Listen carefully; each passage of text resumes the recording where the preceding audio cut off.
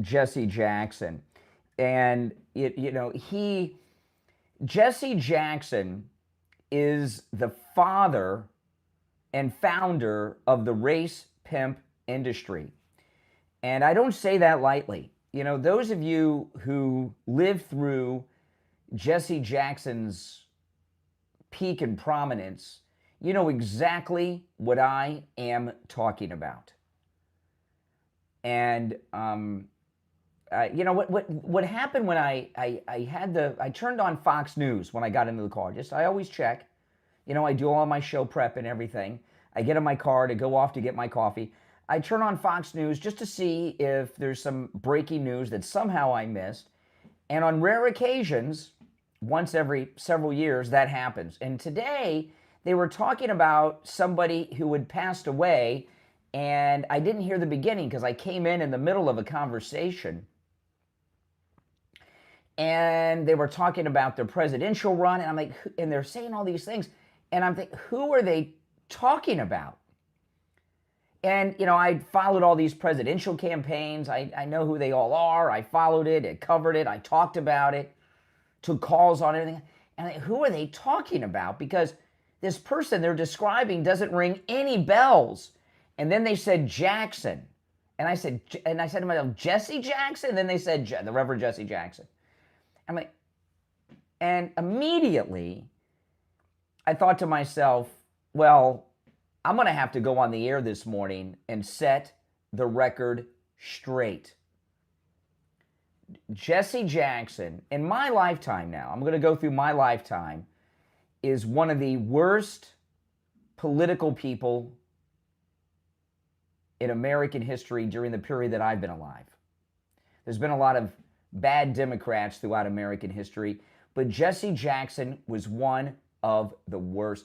I know they're going to call him a civil rights leader or a civil rights icon. What he was a profiteer. And when the radio show starts in a few minutes, this is the pre-show, I'm going to share with you how Jesse Jackson became a national name. And don't believe this Martin Luther King protege nonsense, because nothing could be further from the truth. He was a shakedown artist. He was a mobster, and he and his family made a lot of money shaking down businesses. And of course, his most prominent period was during the 8 years of Bill Clinton. If it were not for Jesse Jackson, Black Lives Matter and Antifa and all these groups would not exist in this country. He is the reason we have all of them. Okay, we have a few minutes till the radio show starts. He is the reason we have all of them. And, you go through the history of Jesse Jackson, there's not a positive thing in his life. Everything with Jesse Jackson was to enrich himself, and he enriched himself by causing racial division. I'm very curious to find out if maybe we'll get this information today.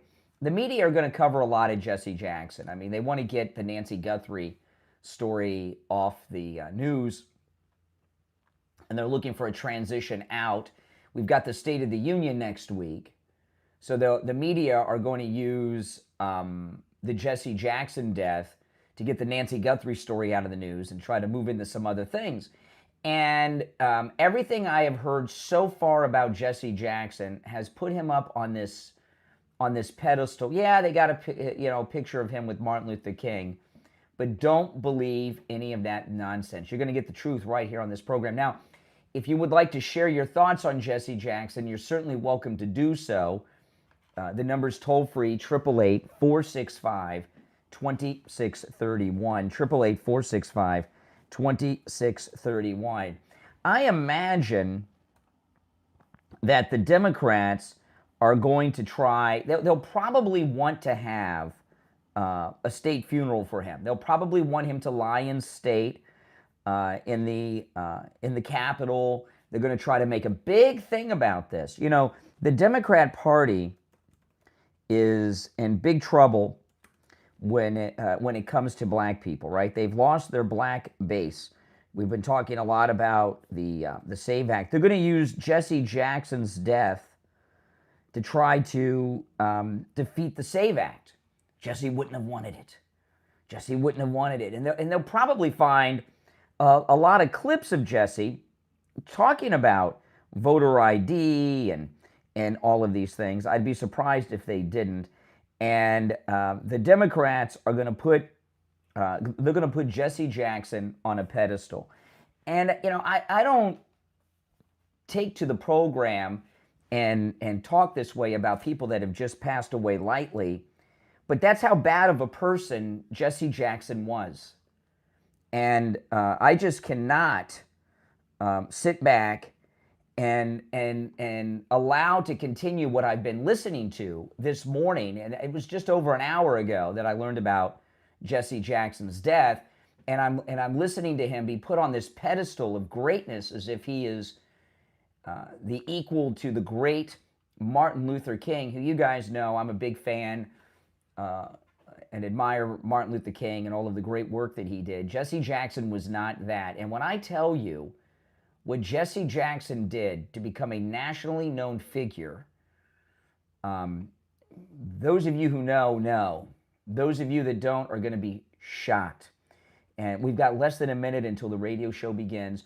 Those of you on hold, stand by. And if you'd like to call in, the toll-free number is pinned in the live chat. 888-465-2631. 888-465-2631. We have 30 seconds until the radio show starts, and I'm going to go through the whole thing. These things have to be discussed. I'm sorry. Got to do it. It's got to be done. All right. Just over 10 seconds. Stand by.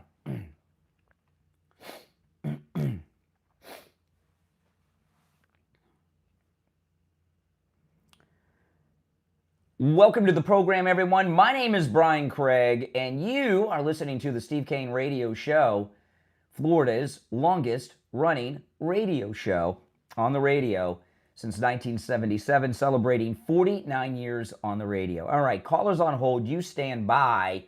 Today was one of those days that I did all my show prep.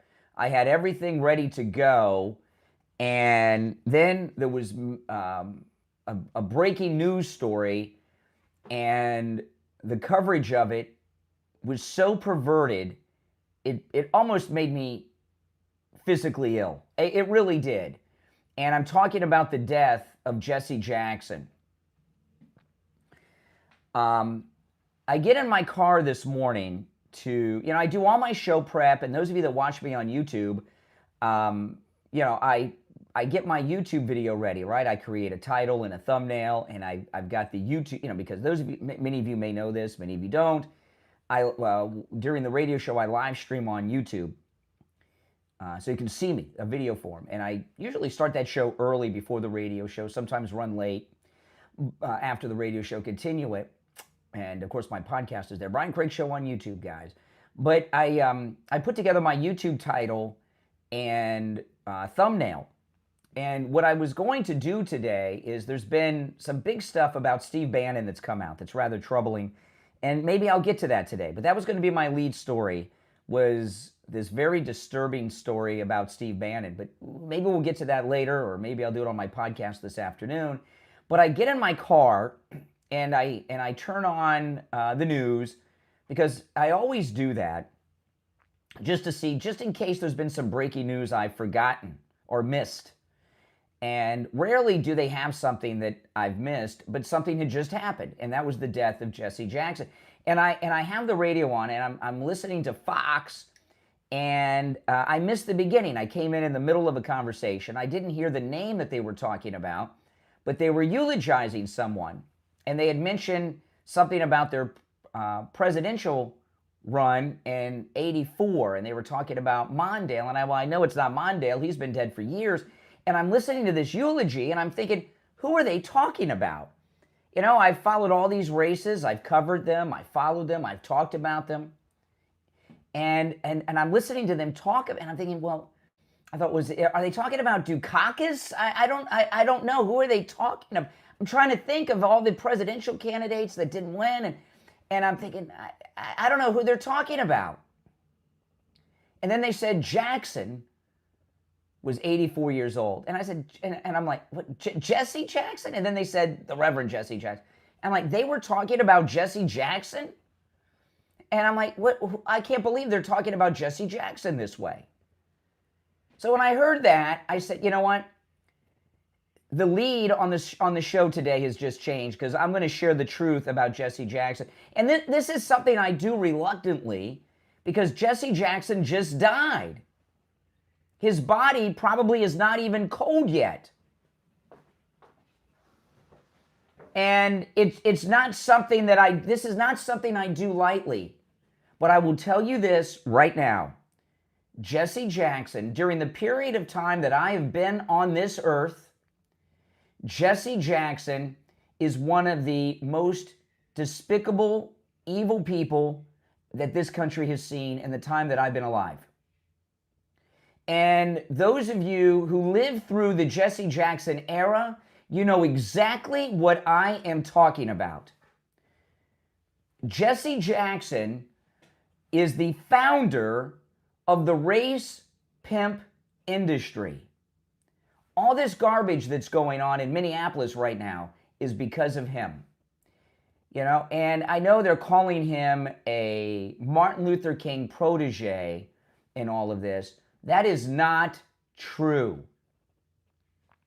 Yes, they have photographs of him with Martin Luther King. Yes, he was doing some work with Martin Luther King, but he was on his way out, and he wasn't as close with Dr. King ever as you've been led to believe, but Martin Luther King was about ready to fire Jesse Jackson. And what Jesse Jackson did to become nationally famous is so sick, so twisted, so perverted. And I don't think anyone's going to talk about it today because Jesse Jackson has been out of the news for so long. Most of the people in the news either have forgotten about what Jesse Jackson was really like, or they don't know what Jesse Jackson was really like, or they're thinking, well, it's inappropriate to talk this way about Jesse Jackson. He just died. His body is still warm. And I can't let it go. And believe me, I am so reluctant to do this because the man just died, but it's got to be done. If you're on hold, stand by. After the first break, I'm going to tell you, what Jesse Jackson did that made him a national figure. Do any of you know what it is? I'm going to tell you after the first break. You have never heard anything like this. What he did to become a nationally known person after the assassination of Martin Luther King is something that you would see in a movie, not real life, but he did it. What he did was just twisted. I'll tell you after the break. Oh yes, this is very important. The Democrats, the media have been looking for a way to get out of the Nancy Guthrie coverage because that story's going nowhere. So they're going to use Jesse Jackson to get out of the Nancy Guthrie coverage, the media. But the Democrats are going to turn Jesse Jackson into a saint. The Democrats are in big trouble. They've lost the black voters. So they're going to put Jesse Jackson up on a sainthood pedestal to try to win back black voters. But they're going to use Jesse Jackson to try to stop the SAVE Act, to try to stop state-issued photo ID being required to vote. And they probably have 500, at least, TV clips of Jesse Jackson talking about voters' rights and being against voter ID, okay? So the Democrats are going to elevate him. They're going to use him. I would not be surprised if Pelosi and Schumer actually make a move to have Jesse Jackson lie in state at the Capitol building. I would not be surprised. If they can't get that through, they might try to get him to lie in state at the Smithsonian African American History Museum. Believe me, they're going to try to make Jesse Jackson into a saint, to get black voters back on the Democrat plantation, but also to stop the SAVE Act. I'm here to tell you. So if you're on hold, don't go anywhere. After the break, I'll start to get into the real story of Jesse Jackson. You know, I was seeing in the news today that nationwide tax returns are at record levels. People are seeing the largest tax returns they've ever seen. Some are seeing tax returns for the first time ever. And that's because of the big, beautiful bill and all the great tax deductions that people are now entitled to that they weren't before. You want to call Jamie Levac at Swift Tax. Not only does he know the new tax code with the big, beautiful bill inside and out, he loves doing taxes. He loves it. Okay? He can help you with your taxes no matter where you are in the United States. And Jamie Levac at Swift Tax will make sure that you get all the deductions you're entitled to and give you the maximum return that you're owed by the government. Call Jamie Levac or text. This number rings directly to him. Again, he can help you no matter where you are in the United States with your taxes. 954-773-1587. 954-773-1587. Call or text 954-773-1587 for Jamie Levac at Swift Tax. We'll be right back.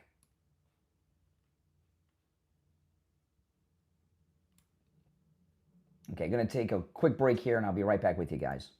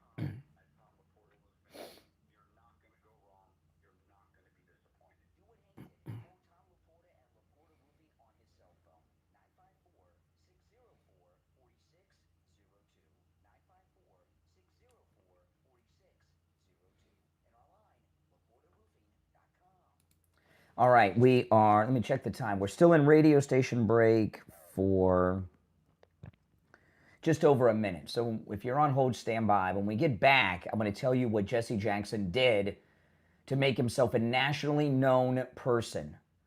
And I don't think anyone is going to share what I'm going to share with you on the air. And they're in a way, there's a Savannah Guthrie connection to this. Less than a minute and we'll be back. If you'd like to call in, the number's toll free and it's pinned in the live chat. 888-465-2631. 888-465-2631. We're 40 seconds away. The media just suck. All right, the media just suck.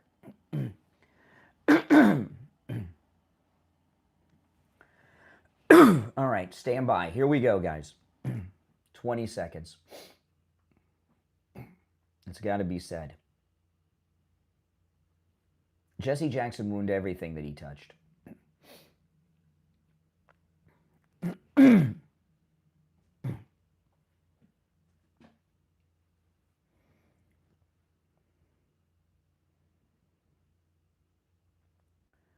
Welcome back, everyone. I'm Brian. It's the Steve Kane Show, Florida's longest-running radio show. Callers on hold, stand by. We will get to your calls in a bit.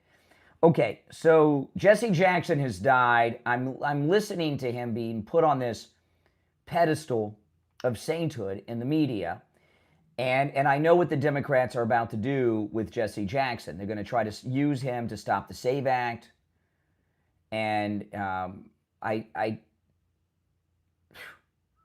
I tell you, this guy was so bad. All right, so let me tell you what Jesse Jackson did to get famous, nationally known. Do you know what he did? He did work for Martin Luther King. He was not that close with Martin Luther King, and there had been a lot of reports from insiders over the years that Dr. King didn't care for Jesse Jackson, and Jesse Jackson was on his way out. But he was at the motel when James Earl Ray assassinated Martin Luther King.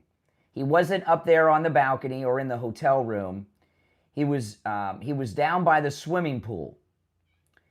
And when the shots rang out, Jesse Jackson dived and hid behind some boxes and such by the swimming pool. When everything was over, this is what Jesse Jackson did to make himself famous nationally, and I can't believe this worked, but it did. When Martin Luther King was taken away from the balcony, from the motel room, and everybody had left and gone to the hospital, Jesse Jackson stayed at the motel. Jesse Jackson, this is a true story. You can research this. It may be hard to find, but it's out there. There was a book written. We had the guy on the show many years ago about Jesse Jackson, and he detailed it. I got to look up the name of that author and book, because we had that guy on the air many, many years ago. But anyway, after Martin Luther King was taken away to the hospital and everybody had left, Jesse Jackson stayed behind at the motel. He went up and went into the room where Martin Luther King was, went out to the balcony where Martin Luther King was shot. This is a true story, okay? Jesse Jackson took off his shirt. He unbuttoned his shirt, took it off, soaked up Martin Luther King's blood in his shirt. He took that shirt and flew to New York City, and the next day, he was on the Today Show, being interviewed on the Today Show, live in New York, wearing the shirt that he had soaked Martin Luther King's blood in. And he told all kinds of fantastical stories about how he was there with him and everything, none of which were true. He was hiding down by the pool. And that's when Jesse Jackson became a nationally known figure.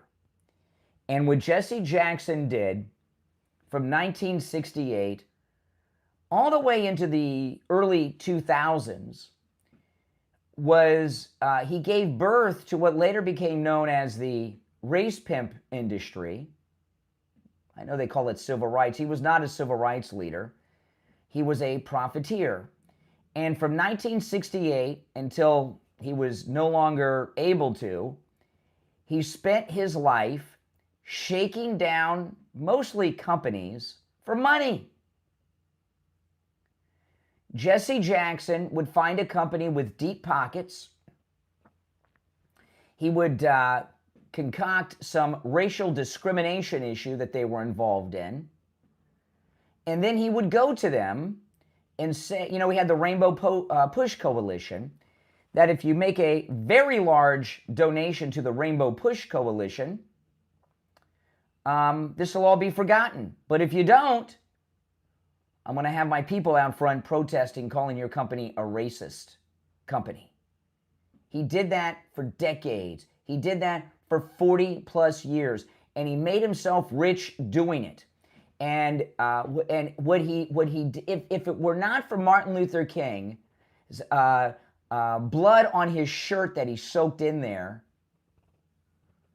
and going on the Today Show, racial relations in this country would have been resolved decades earlier.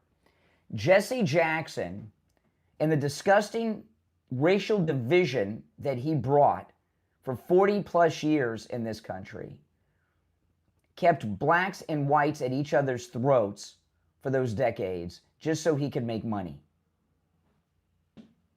I'd like to know what happened to that shirt. I don't know what happened to that shirt. I know, it's crazy. The height of his power was during the 8 years that Bill Clinton was president, because he was close with President Clinton. And when President Clinton was in office, that's when his shakedown really went to an all-new level, because he could get the president on the line. And that's when he went after big companies. I mean big national companies at the Coca-Cola level. Because he could get the president on the phone. He could pick up a phone no matter where he was and get the president on the phone right there when he was doing the shakedown. Now you may have heard, and I have heard this referenced this morning, that he had a mistress. Oh yeah, he had a mistress. He took her to the Oval Office. He took pictures with her and Bill Clinton in the Oval Office. And my recollection is he had a child with the mistress, and he set her up in a multi-million-dollar home in California with Rainbow Push Coalition money. He was not a civil rights leader. He was a businessman that was in the business, like a mobster, of shaking down people, mainly companies with deep pockets, to make him rich with the Rainbow Push Coalition. He caused so many racial divisions and issues in this country. Now, there was one time that Jesse Jackson almost did something good. And by the way, your thoughts on Jesse Jackson certainly are welcome. I know a lot of you have lived through the Jesse Jackson period, and you know exactly what I'm talking about. And after the bottom of the hour break, I will take some calls. And I will get into the Steve Bannon issue as well. But there was one moment in time when Jesse Jackson almost did us some good. In fact, it was one of the last times he was in the national news involved with something. I'll tell you what that is after the break, because it's a bit of a story and I don't want to have to stop it in the middle, and it is important. You know, I'm so reluctant to do this, to talk about this stuff today with Jesse Jackson. This is not what I would normally do with someone who just passed away, but he was such a bad person, and I can't let these people on television that don't know what they're talking about put him up on this pedestal. I just can't allow it to happen.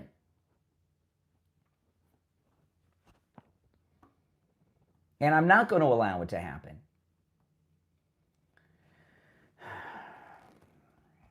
Mike Lindell at MyPillow's mega sale continues. Free shipping on every order during the mega sale. That's every order, no matter how small or large or any size in between. It's free shipping when you use our promo code Kane at checkout. Now, the mega sale has huge discounts site-wide on not just the most popular products, but even things that you don't normally see on specials like this, which include the mattresses and mattress toppers, and it's free shipping on those as well. And those are larger items.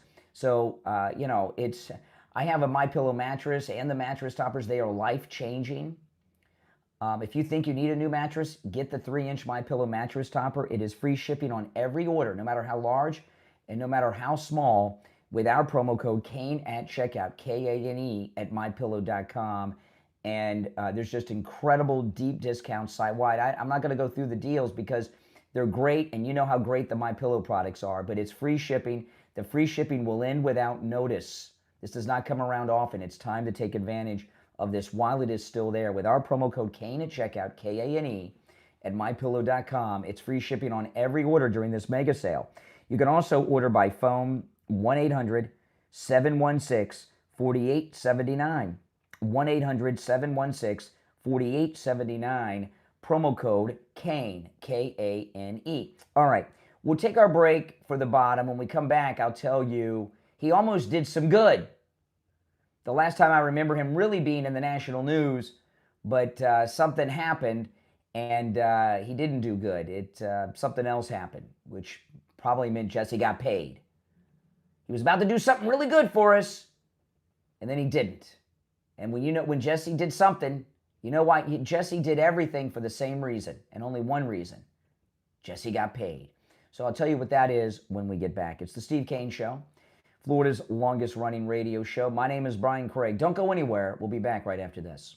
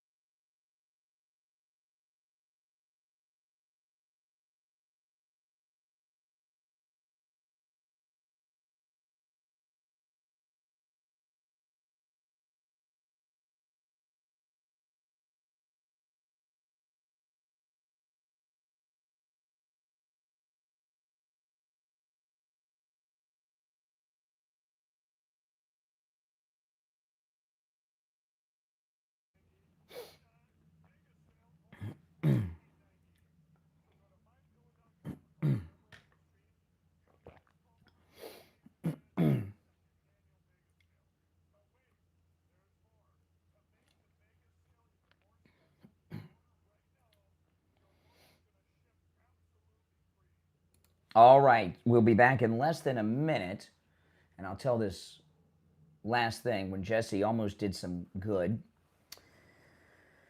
And if you're on hold, stand by.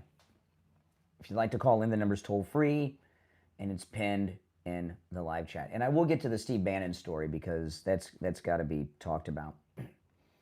You guys know about the Bannon story. Very upsetting, the Steve Bannon story. But we'll get to it. All right, less than 10 seconds.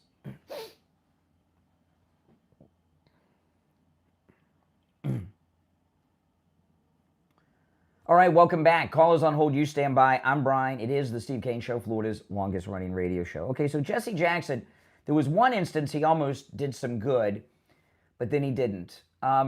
You know, these days, when you see people that do remote interviews on cable news, usually it's done through FaceTime or Zoom. right? Like sometimes you'll see me on national television.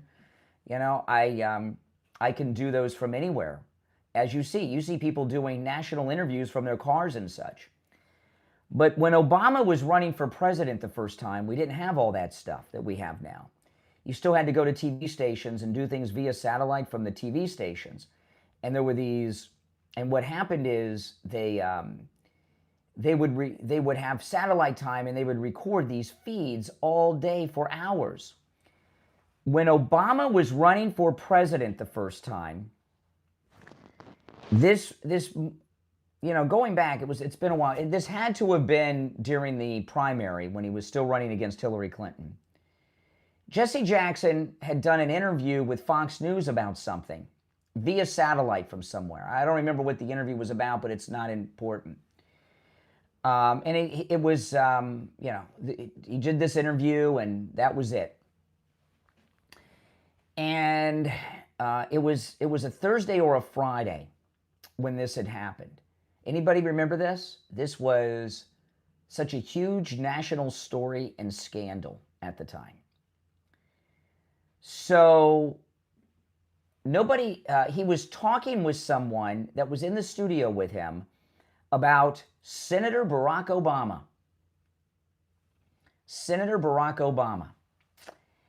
And he was trashing Obama. This was not on Fox News. This was off air, but it was on the satellite feed and was recorded, but it was off the air. No one saw this except the technical guy that had set up the satellite feed. And it was a Thursday or a Friday. Well, the weekend hit, and some late night weekend tech person over at Fox News was going through the recorded satellite footage, splicing up some things for some programming, and he came across Jesse Jackson trashing Senator Obama. And not only was he trashing Senator Obama, because he was still a senator, it was during the 08 primary, Hillary was still in the race. It had been reported that in this tape that no one had seen, he had used the N-word in his discussion trashing Barack Obama. Ring a bell? You guys remember this? Well, this overnight weekend guy that found the video at Fox, he came across this. He didn't tell anybody about it. He thought this was his ship coming in. He was going to get elevated from the weekend overnights and become a big deal during the week on some big show. So went the story at the time. He had contacted Bill O'Reilly's producer. Bill O'Reilly was the big man on campus, the big cheese, the big kahuna at Fox at the time. And this is just, all this is that I'm talking about is off the top of my head today. I remember this so well, but you know, I haven't thought about this in years. Bill O'Reilly's producer was on vacation in, I want to say, in Paris. And this weekend guy that came across this video of Jesse Jackson, and you got to remember, Jesse Jackson was a big deal, a big deal. He was one of the most prominent Democrats in the 90s and early 2000s. He was a big deal. No Democrat became president without getting Jesse's backing. And of course, you got Jesse's backing by paying Jesse Jackson. So this weekend guy that came across this video thought he had struck gold, and this was his ticket out of the overnight weekend shift onto the big show. So he got a hold of Bill O'Reilly's producer, told him about it, and gave him the tape. And you know what happened with that tape? We never saw it. It never saw the light of day. Now, what happened to it, we don't know. We don't know if Bill O'Reilly saw it. We don't know if the producer for Bill O'Reilly, what he did with it. We don't know. But someone killed the story, and the tape was never seen. And because of the frustration of it, it leaked out what was in the tape. This was in the 08 primary. Hillary was still in the race. Jesse Jackson was trashing Senator Obama, and it was reported that he had used the N-word in the conversation, talking about Obama when he was trashing him. The tape was never seen. Never seen. Someone at Fox, like the White House tried to do at Newsweek with the Lewinsky scandal, tried to stop the story from going public. And while it did leak out, without the tape, it didn't have the impact. And of course, later on, Jesse Jackson denied it, came out and supported Barack Obama, which means that Jesse Jackson got paid. He was probably upset that he wasn't getting paid by the Obama people. Do you guys remember that story? Oh my goodness. He almost saved us from Obama. If that tape would have become public, it would have changed that campaign in 2008. It would have changed everything because Jesse Jackson was such a big deal at the time. And I'd love to know the story of what really happened with that tape. We'll never know. And a lot of people like to blame Bill O'Reilly. I don't know about that. Maybe, maybe not. I don't know. Bill O'Reilly spent a lot of time on his show on Fox for years exposing Jesse Jackson and Al Sharpton. Okay? And it was a big thing. That's why the guy gave it to Bill O'Reilly's producer, because Bill O'Reilly was always covering the corruption of Jesse Jackson and Al Sharpton. But that tape would have saved us from Barack Obama. I mean, and look at all the trouble we're going through, even still today with Barack Obama. The Somali pirates in Minneapolis were brought here by Barack Obama. The 25 million illegals that came through during Biden, that all happened because of Obama, right? I mean, Obama was just, just terrible. So that's Jesse Jackson. And, I mean, he would get involved in every story in the news. I remember once he went to a high school. I want to say this was in Illinois, Indiana, somewhere up in that area. There had been a fight at a school. Some kids had gotten into a fight at a sporting event at a school, at a high school. Jesse Jackson went there, caused racial division so he could get on TV. You know, the racial issues in this country were prolonged for decades because of Jesse Jackson. And I share this on the air today, not just because it needs to be said and they're putting him on this pedestal. The main reason I'm doing it is because I know what the Democrats are about to do with Jesse. Jesse Jackson, they're going to put him up there as a saint. You're going to hear a lot of things about Jesse Jackson in the coming days, and they're definitely going to use him to try to stop the SAVE Act. They're going to try to use it to get Thune not to do away with the filibuster. It's going to get really nasty. The State of the Union's next week.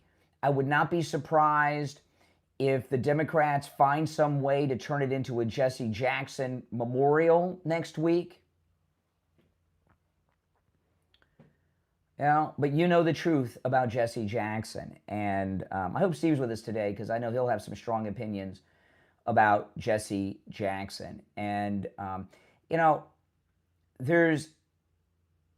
there's no good Democrat except, Bobby Kennedy Jr. in the country today, right? I mean, Democrats are bad people. Democrats are bad people. And all Democrats are evildoers, okay? But there's a handful of them out there that are the worst of the worst, that have done nothing. But there are people in this country who have suffered so much because of Jesse Jackson. There are people that aren't alive today because of Jesse Jackson. All these groups, whether it's Black Lives Matter, Antifa, all these types of groups, none of them would exist if it were not for Jesse Jackson. The Congressional Black Caucus, everything they've done, it all came out of Jesse Jackson. So while all Democrats are evil, there's no doubt about it, and they're wrong about everything, and they're lowlife and immoral, that goes without saying. But there's certain figures that are responsible for the Democrats reaching the level of evil that they've reached. And Jesse Jackson is one of the worst. Of the evil Democrats in my lifetime, Jesse Jackson is got to be in the top 3. and he may be the number one. I don't know. I haven't thought about it in those contexts. I have to think about it and make a list. But there's no way he would not be in the top 3. Worse than Al Sharpton, because he had more juice, pull, and connections. Back in the days of Al Sharpton, now Al Sharpton did get people killed through being a race pimp. You know, you guys remember the days when Al Sharpton was morbidly obese and he went around in a fedora with a feather in it like Huggy Bear from Starsky and Hutch, right? I mean, he was ridiculous. But he was small time. Jesse Jackson was a mainstream person with incredible amounts of power. He during the 90s and early 2000s, he was one of the 3 or 4 most powerful Democrats in the country. And I say 3 or 4 because Bill and Hillary were the most powerful 2 Democrats. So he was right after Bill and Hillary during that time, during the time Bill Clinton was president. All right, we'll take our last break of the first hour. Your thoughts on Jesse Jackson are certainly welcome. Yeah, I mean, it's still Black History Month, too, you know, so they'll probably... The Democrats will want a holiday, a national holiday for him. You do know that, right? Yes, they will most definitely want a national holiday for Jesse Jackson. All right, our number's toll-free, 888-465-2631, 888-465-2631. It's a toll-free call no matter where you're listening. My name is Brian Craig. This is the Steve Kane Radio Show. We'll take a quick break, come back with your calls and more right after this.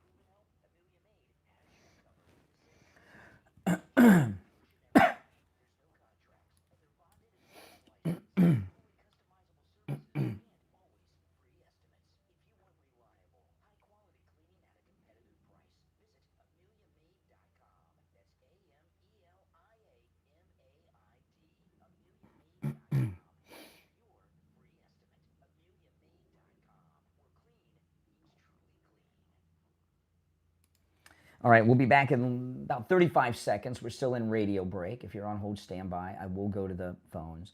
And I am going to get into that Steve Bannon story maybe in the next hour. It's got to be talked about. It's very troubling. All right, yeah, the number is pinned in the live chat if you'd like to call in. So stand by. 20 seconds.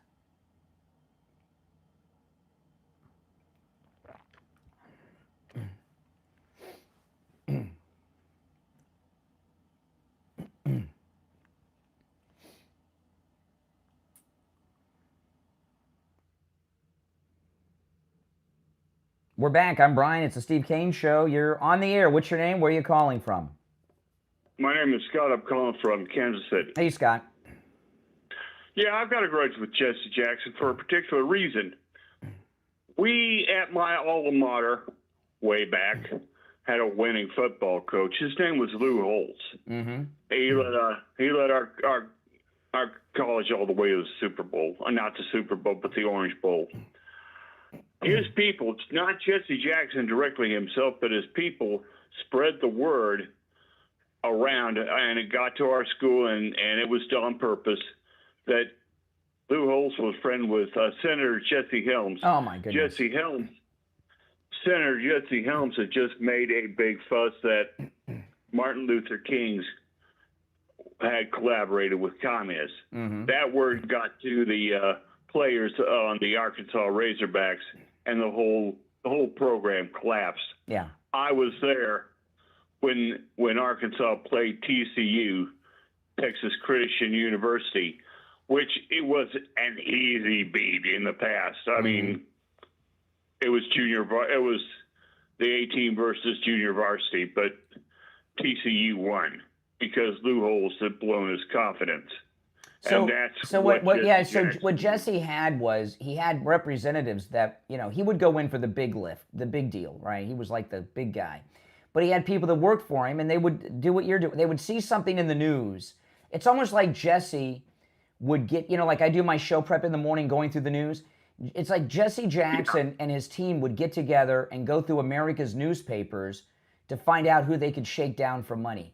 They were a mob organization. And do you know do you know one thing that the Reverend Jesse Jackson did not have? What's that? Well, if you're a reverend, what would you typically have? A church. Correct. He had no church. And the other guy, Al Sharpton, Reverend Al Sharpton. Reverend Al Sharpton and Reverend Jesse Jackson, neither of them had churches. Now, his children have, Jesse Jackson's son was briefly in Congress and then got involved in a lot of scandal. You guys may remember that. He was trying to, Jesse Jackson's son was kind of like the Hunter Biden of the Jackson family, and he was trying to take the Jesse Jackson business and give it the appearance of legitimacy by getting elected to Congress. And he got involved in some scandal with that. And Jesse Jackson's daughter, do you know who, I've referenced this many times over the years, do you know who Jesse Jackson's daughter's best friend was in high school in Chicago? Best friend, very famous person, Jesse Jackson's daughter's best friend in high school in Chicago. Do you know who?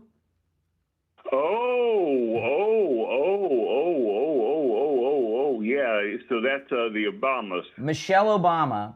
Michelle Obama's best friend in high school was Jesse Jackson's daughter. That's right. They were besties. Mm-hmm. Find the connections. Yeah. No, he was a bad guy. Don't forget that Jesse Jackson ran for president too. Yeah, they'll tell you about that. Yeah, and they'll probably show they'll show a lot of video of him. And he hosted Saturday Night Live at least once, and he ran for president in '84. But I don't know if they're going to. He was always at the convention. Yeah, they'll show you. Yes, he was always at the conventions. I'm sure they'll show you, if you've not seen it already, the photograph of him with Martin Luther King shortly before Martin Luther King was assassinated. But you're not going to see that Today Show interview in the blood-soaked shirt. Well, I remember seeing a picture with Jackson and a couple other men on the balcony pointing. Yes. Yeah, that's a very famous picture. And he's wearing those funny pants from the 60s, like he's going to be on Laugh-In, Jesse, in that picture, if you remember. Laugh-In, okay. Yeah, so that was that a posed picture or was that real? Well, no, he worked for Martin Luther King. That is true. It's not made up. And he was there at the motel when James Earl Ray killed Martin Luther King. But what I told the story at the beginning of the hour. If you missed it, you got to go back and listen, of what he did with the shirt and Martin Luther King's blood. All right, Scott, I appreciate the call. Yeah, we got time for more calls. Let's go. You're on the air. What's your name? Where are you calling from? Good morning, Brian. This is Bill from Sanford, Florida. Hey, Bill. I remember, I'm originally from Chicago. Oh. And I remember Jesse Jackson as being the top race hustler of all time. He is unbelievable. George Washington is the father of our country. Jesse Jackson is the father of the race pimp industry. But I got to tell you this, and I'm sure you agree. He did one good thing.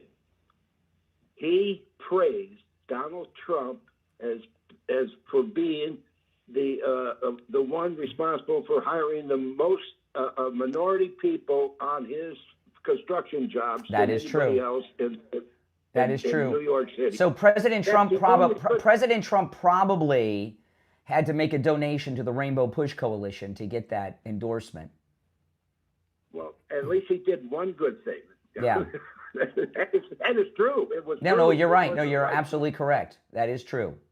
That's true, Bill. But other than that, he's just terrible person. Worse than Al Sharpton and those guys. I mean, all he did was go after money. Yeah, Jesse Jackson is to the race pimp industry what Ray Kroc is to the fast food franchise industry. He started it. He did it on. By the way, Bill, appreciate the call. He did it by perverting what Martin Luther King stood for. All right, the rest of you on hold, stand by. And you're welcome to call in about your thoughts on Jesse Jackson and his life and his legacy and your recollections of him. But those of you that lived through the Jesse Jackson era, there was rarely a day that Jesse Jackson was not in the news, and he was always causing racial division, like nobody else. In the next hour, I am going to get into this Steve Bannon story at some point. It's got to be discussed. It's another story I'm reluctant to bring up, but Steve Bannon, he's pretty deep into it, and we gotta cover it and talk about it. You're on the air. What's your name? Where are you calling from? Yeah. Good morning. Oh, good hey, morning. Richie. This is Richie. Yeah, Richie. Yeah. I got to let people out there know that Brian. This isn't the first time. Not because the man just died. I remember him and Steve had many shows, and Brian has hit the nail on the head. He's 150% absolutely right, but he's going to take heat for this because the pressure. This is a narrative he's going against. He's going against everybody, including you're going to see Republicans. I guarantee you, there's going to be. You're right. They're going to have some giant funeral with this guy. Oh yeah. You're going to see Republican presidents. I bet you George Bush and his wife. Everyone's going to be invited to the funeral except for one man, and that's President Trump. And there's going to be, there will either have the biggest funeral you've ever seen in Chicago, or or they're going to have multiple funerals and memorials around the country, and they're going to make a move. They're going to make a move to make it a national holiday. His death. Oh, they are going to make this. He was a diplomat. What did they send him? Him and Mandela over in South Africa. That was a big thing too. Anybody that supported South Africa he made money on that too. It's a total, George W. Bush. George W. Bush almost had Jesse Jackson arrested for violent. No, yeah, George W. Bush. What is that? I forgot the name. What's that law when a private citizen gets involved in foreign policy? Yeah. What's that law? Do that. What's that law called? You guys know what I'm talking about? I don't remember. When the war with Iraq was heating up, Jesse Jackson was going to go to Iraq and try to negotiate a peace deal with Saddam Hussein apart from Bush. And Ari Fleischer, who you see on TV a lot of times, he was the White House press spokesperson for George W. Bush at the time, and he was asked about this, and he says if Reverend Jackson, the Hatch Act, he talked about the Hatch Act. He said if Reverend Jackson does that, he'll be in violation of the Hatch Act, and he warned him. George W. Bush, who will be praising Jesse Jackson this week and will be in the front row of his funeral, was going to arrest him and charge him with treason in the Hatch Act. Guaranteed that you're going to be called a racist for this. There's one thing he did that was good. He did do one good thing. It just popped in my head, and this is not a joke. Remember when that Air Force pilot got shot down in Kosovo? He did get him returned. He went over there and got that pilot returned, and the pilot was a white guy, which was shocking. Yeah, he was my age. I used to watch this guy. Yeah. He had Parkinson. I think that's what the cause of death is going to be. That's why you haven't seen him in the last 10 years. He would have gone to the grave being a dirtbag, but he wasn't, because he got this disease. I'm telling you, this funeral is going to be. You're right about the voter ID. They're going to use him to pressure Thune to not break the filibuster up and to stop the voter ID. They're going to try to show Republicans as being racist because they're against Jesse Jackson. They're going to. Maxine Waters will probably introduce. If Maxine Waters will probably introduce legislation to have Jesse Jackson lie in state at the Capitol. Yeah, Jesse Jackson, being against Jesse Jackson is not being racist. And this is what they're going to play on. This is what the whole thing is going to be about. How the greatest black man that ever lived, that now he's done, and anyone talking trash against him is a racist. Remember when he got his mistress pregnant? She had his baby, and he set her up in that mansion in California with all the push coalition money. I've been listening to you for years. This ain't the first show. You and Steve had shows, and weeks went by about this guy. He was a big deal. So this isn't new. He was a big deal. Brian is, and you trashed him when he was alive, and I you got my permission to trash him when he's dead. That's another thing they're going to get on your case about. The man just died. How could you do that? I'm waiting for this guy from Texas or New Orleans where Doc's going to call you. Oh, you shouldn't do that, Brian. You should be nice. The man just died. I must say, I'm reluctant to do this with somebody whose body's still warm. However, I'm listening to this. I'm listening to his eulogizing going on, and I heard it on Fox early this morning, and I'm like, are you kidding me? I just can't let it go. Brian, he was so bad. Remember Jesse Jackson was the one? Remember Jesse Jackson when they were going to do that statue showing the firefighters putting the flag up at Ground Zero, and Jesse Jackson came out and said, "Well, there's no firefighter of color there." And he got the Black Firefighters Union. Was a racial issue. Yeah, he got the Black Firefighters. He got the Black Firefighters Union protesting at Ground Zero while they were still looking for bodies. And they said, "Well, wait a minute. This is an actual historical event. There were no Black firefighters that raised a flag." I mean, it was bad. All right, Richie, we're out of time for the hour. Appreciate the call. If you're on hold, stand by. It's the Steve Kane Show, Florida's longest-running radio show. Our number is toll-free, 888-465-2631, 888-465-2631. Call us on hold, stand by. Back after this.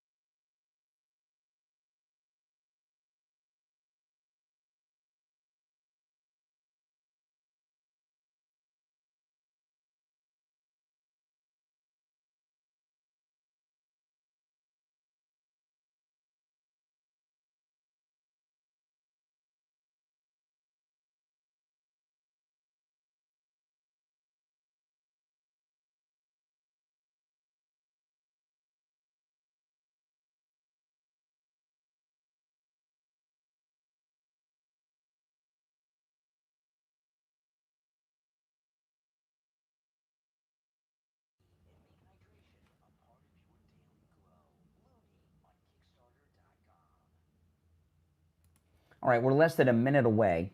And if you're on hold, stand by. We'll go to the phones when we get back. I know this is, yeah, I think Richie might be right. I don't know if I've ever exposed someone this soon after their death on the air before. I don't know. We got about 30 seconds and we'll be back. The number is toll free no matter where you are. Someone said they're in Australia. We get calls from Australia all the time on the program. You can call in at that number no matter where you are. All right, we're 20 seconds away.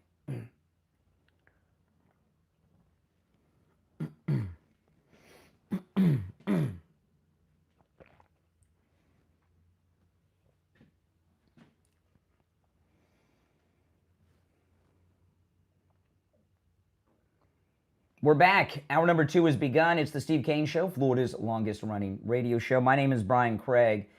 All right, we're going to go back to the phones. If you're just tuning in, we're telling the true story of Jesse Jackson. Do you notice I don't call him Reverend Jesse Jackson? Because the man was no reverend. I mean, you know, he did no church, Jesse Jackson. And I've been, you know, and I think Richie is right. I don't think when it comes to an American, I don't know if I've ever exposed someone who's an American this soon after they passed away. I don't think I have before. But that's how bad Jesse Jackson was. And those of you like me who lived through Jesse Jackson's reign of terror in this country, he was a terrible person, you know exactly what I'm talking about. All right, we're going to go to the phones. Your thoughts on Jesse Jackson certainly are welcome at 888-465-2631. You're on the air. What's your name? Where are you calling from? This is Carol from North Carolina. Hey, Carol. Have you forgotten that Jesse was caught on a hot mic talking about castrating Obama? No, that's not what he was talking about. I talked about that earlier. He was trashing Obama. It wasn't on it. I went through that earlier in the show. He was doing an interview on Fox via satellite when Obama was running for president in the primary in 2008. And he was trashing Obama and saying bad things about him. It wasn't on the air. This was off the air. And it was off the air. It was off the air, and it was reported. Off the air. It was reported that he had used the N-word when talking about Obama, and the tape never saw the light of day. This was off the air on a hot mic, and he made the motion of reaching down with a knife and castrating him. He okay, was I don't remember. Okay, I heard that. I don't remember that, but I could be wrong. Jesse did a lot of bad things. It wouldn't surprise me. All right, let's go. You're on the air. What's your name? Where are you calling from? Good morning, Brian. This is Ronnie Big W from West Palm Beach. Hey, Ronnie. How you doing? I'm doing all right. How are you? Great. I agree with what you're saying on the airwaves. Just, to let the truth be known. I really feel that he didn't really support the cause that Martin Luther King said about doing. And I do believe he had, from my constituents and a group of my friends, we really feel that he was probably part of the sacrifice of Martin Luther King. They didn't, they did not follow what he said, or did what he said. Well, many people in Martin Luther King's inner circle, like Abernathy, said that Martin Luther King did not like Jesse and was going to fire him. Right. He was going to fire him. That's right. Yeah. That's right. Yes, he was not really, a part of what Martin Luther King believed in. And another thing, what people need to understand, by him gaining the wealth that he did, what did he do for them? He did nothing. He did it for himself. He did it for his family. Like you said, for his children. And there was no support. I look at the things that, I go by your actions. You can tell me anything, but at the end of the day, it's what your actions present, And it's the same with the Obamas and all this. They talk this race stuff, but they never put up where they talking. You understand what I'm saying? Yeah. And and this is the thing. I'm not judging him for what he did, because everybody is going to have to pay the piper, when they get before the good Lord. Nobody will see what your story will be. Only you and the good Lord. You know what though? You see, you know what I'm talking about. Like I remember Jesse Jackson would go to a company And he was so connected. In the 90s was when he was at the peak because he was so close to Bill Clinton. Remember, he had brought his mistress to the Oval Office. Right. So him and Bill Clinton, they had a lot of things in common. And because he could get the president on the phone no matter where he was on a dime, he could get into boardrooms. And he would go to corporations at the level of Coca-Cola. I'm not saying Coca-Cola, although I do think he did something with Coke in Atlanta. But he would go to a company like Coca-Cola, get in their boardroom, and say, you either bring in the Rainbow Push Coalition and let us help you with your diversity project here, which means pay Jesse, or I'm going to get the president on the phone, and the government's going to be after you, and I'm going to have all my friends outside with the media calling your company a racist company, and they would pay Jesse. He was at the top level of profiting off being a race pimp, and he is the George Washington of BLM and Antifa and all these groups, Code Pink, everything. That is so. And with that being said, how could it be a race thing when people that you are going to that you call racist are supplying you with what you need? You were a racist until the check cleared, and then all of a sudden you were no longer a racist. That's what I'm talking about. You're right, 100%. So I agree with you, and I don't patronize any of them because at the end of the day they all had dirt, and like I said, they didn't stand for what Martin Luther King Jesse said. Jackson was the civil rights movement fell apart, and Jesse Jackson hijacked it. Okay. And those of you that missed the beginning of the show today, go back and listen. And I went through how Jesse Jackson became a national figure. I'm not going to repeat the story. You got to go back and listen to it. But it's disgusting what he did. It's one of the most low-life things it is. I've ever seen somebody. And when I heard him being praised, the way he was being praised in the news this morning, I just can't let it go. I can't sit here and do it and talk about something else when they're out there. This guy was the worst in my lifetime, okay? In my lifetime, he's one of the three, when it comes to politicians, when it comes to Democrats, he's one of the three most destructive people that have been in power in my lifetime. Without question. I agree. Top three. I agree. You're 100% right. I definitely agree because, like I said, at the end of the day, this is what they're still talking about, their race. And how many people have succeeded in their life with the things that they have accomplished. The racial issues in this country would have been resolved 20 years earlier if it were not for Jesse Jackson. It should never be. That's one thing. That stuff is not going to be where he's supposedly going. And you brought up a good point that you're right. How can you be a reverend if you don't have a church? Exactly. That is factual there. Same goes for Sharpton. What are you revering in? Sharpton was, you know how they call Hakeem Jeffries, they call him, what do they call him, Dime Store Obama or something like that?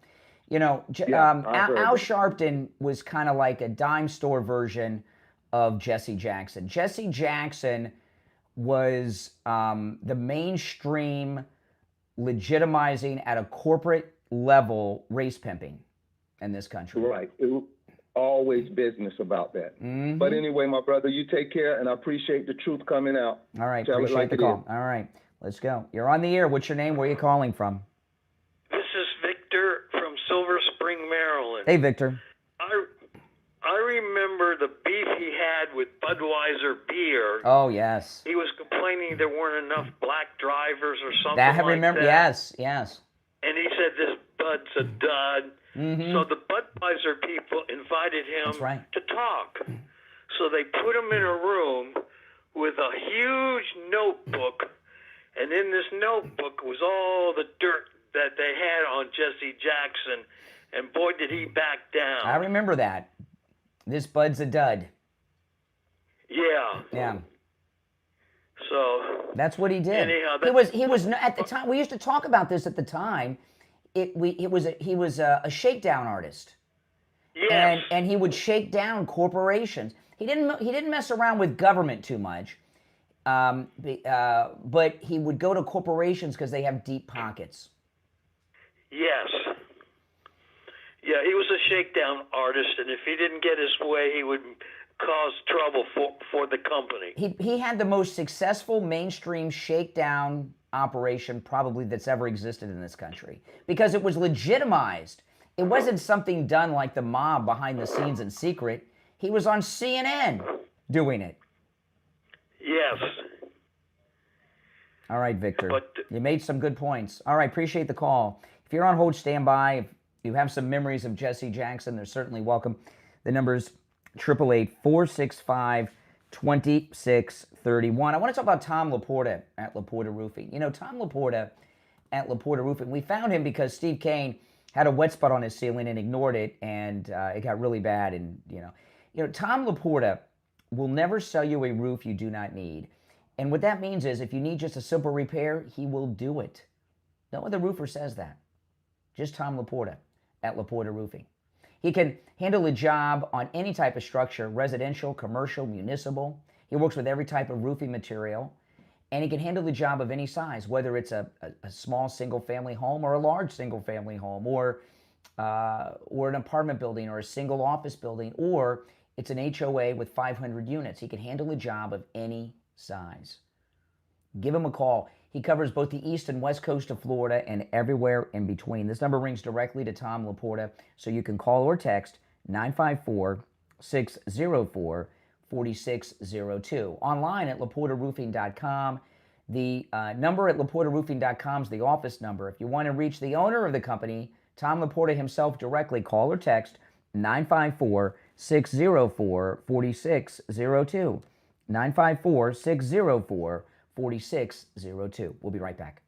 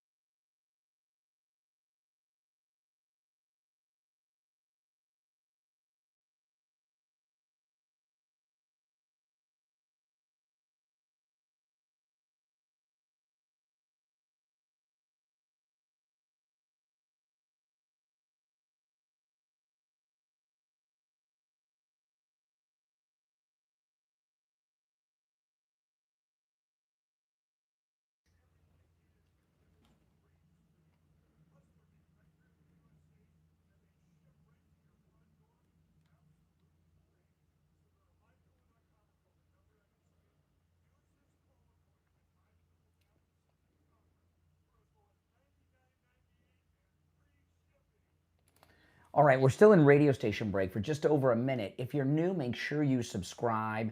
And guys, if you could please like the video. Liking the video helps spread the word about the program to people that have not yet found it. So please like the video if you've not done it. That helps so much, guys.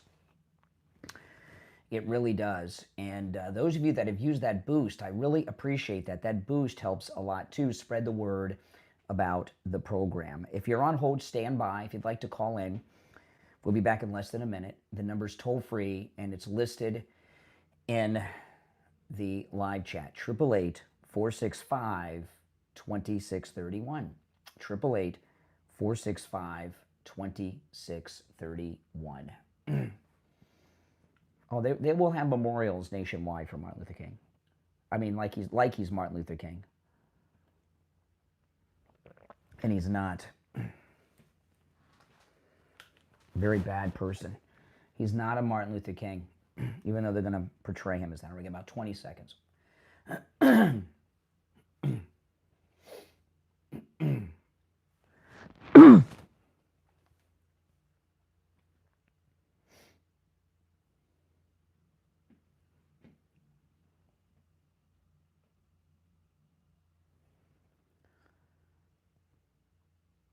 All right, we're back. It's the Steve Kane Show. Of course, we're talking about the late Jesse Jackson and the true shocking story of what Jesse Jackson did in his life.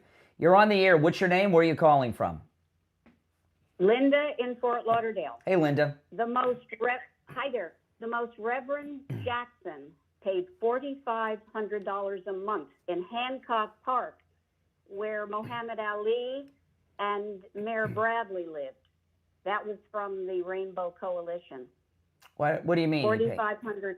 What do you mean? That's where he lived? His mistress. Oh, his mistress. That's where his mistress lived. Was this the one? Was this month. the one that he got pregnant and had his baby? Yes. Yes. And then he moved. She's the one that he took to the White House to take pictures with Clinton. And you know what was crazy about this is he took his mistress to the White House to meet President Clinton in the Oval Office. At the same time, President Clinton was having his affair with Lewinsky. And when this became nationally known was after he had bought her the mansion in California that he moved her into for several $1 million. Oh, yeah. Well, Hancock Park is where Muhammad Ali and Mayor Bradley lived. You know, I wonder if his child from her will be at one of the funerals they have. I wonder. I would presume so. No, he was a bad man. He really was. I mean, I was a little reluctant to talk about this today on the program because the man just passed. But people like you that remember Jesse Jackson, he was an evil dude. He was so bad. Terrible. Who would you compare? Can you think of somebody you would compare him to today? I don't think there's anyone as bad as him. You know, he's like, you know what he's like? He's like these Antifa leaders that we have that broke into the church, except he was mainstream. He wasn't just some freak. He was like a mainstream guy that had the credibility of the entire DNC with him everywhere he went. And he did nothing to help his people. Nothing. No. And remember, his son ran into all those legal troubles when he was in Congress? Yes. His son was a crook. His son was basically like Hunter Biden. He was a Hunter Biden type. Yes, very much so. All right. Well, I appreciate the call. Yeah. Your thoughts and memories on Jesse are welcome. You know, it is important to tell the whole shocking story. All right. You're on the air. What's your name? Where are you calling from? Good morning, Brian. Doc from Texas. Hey, Doc. Hey, I just got a simple question for you.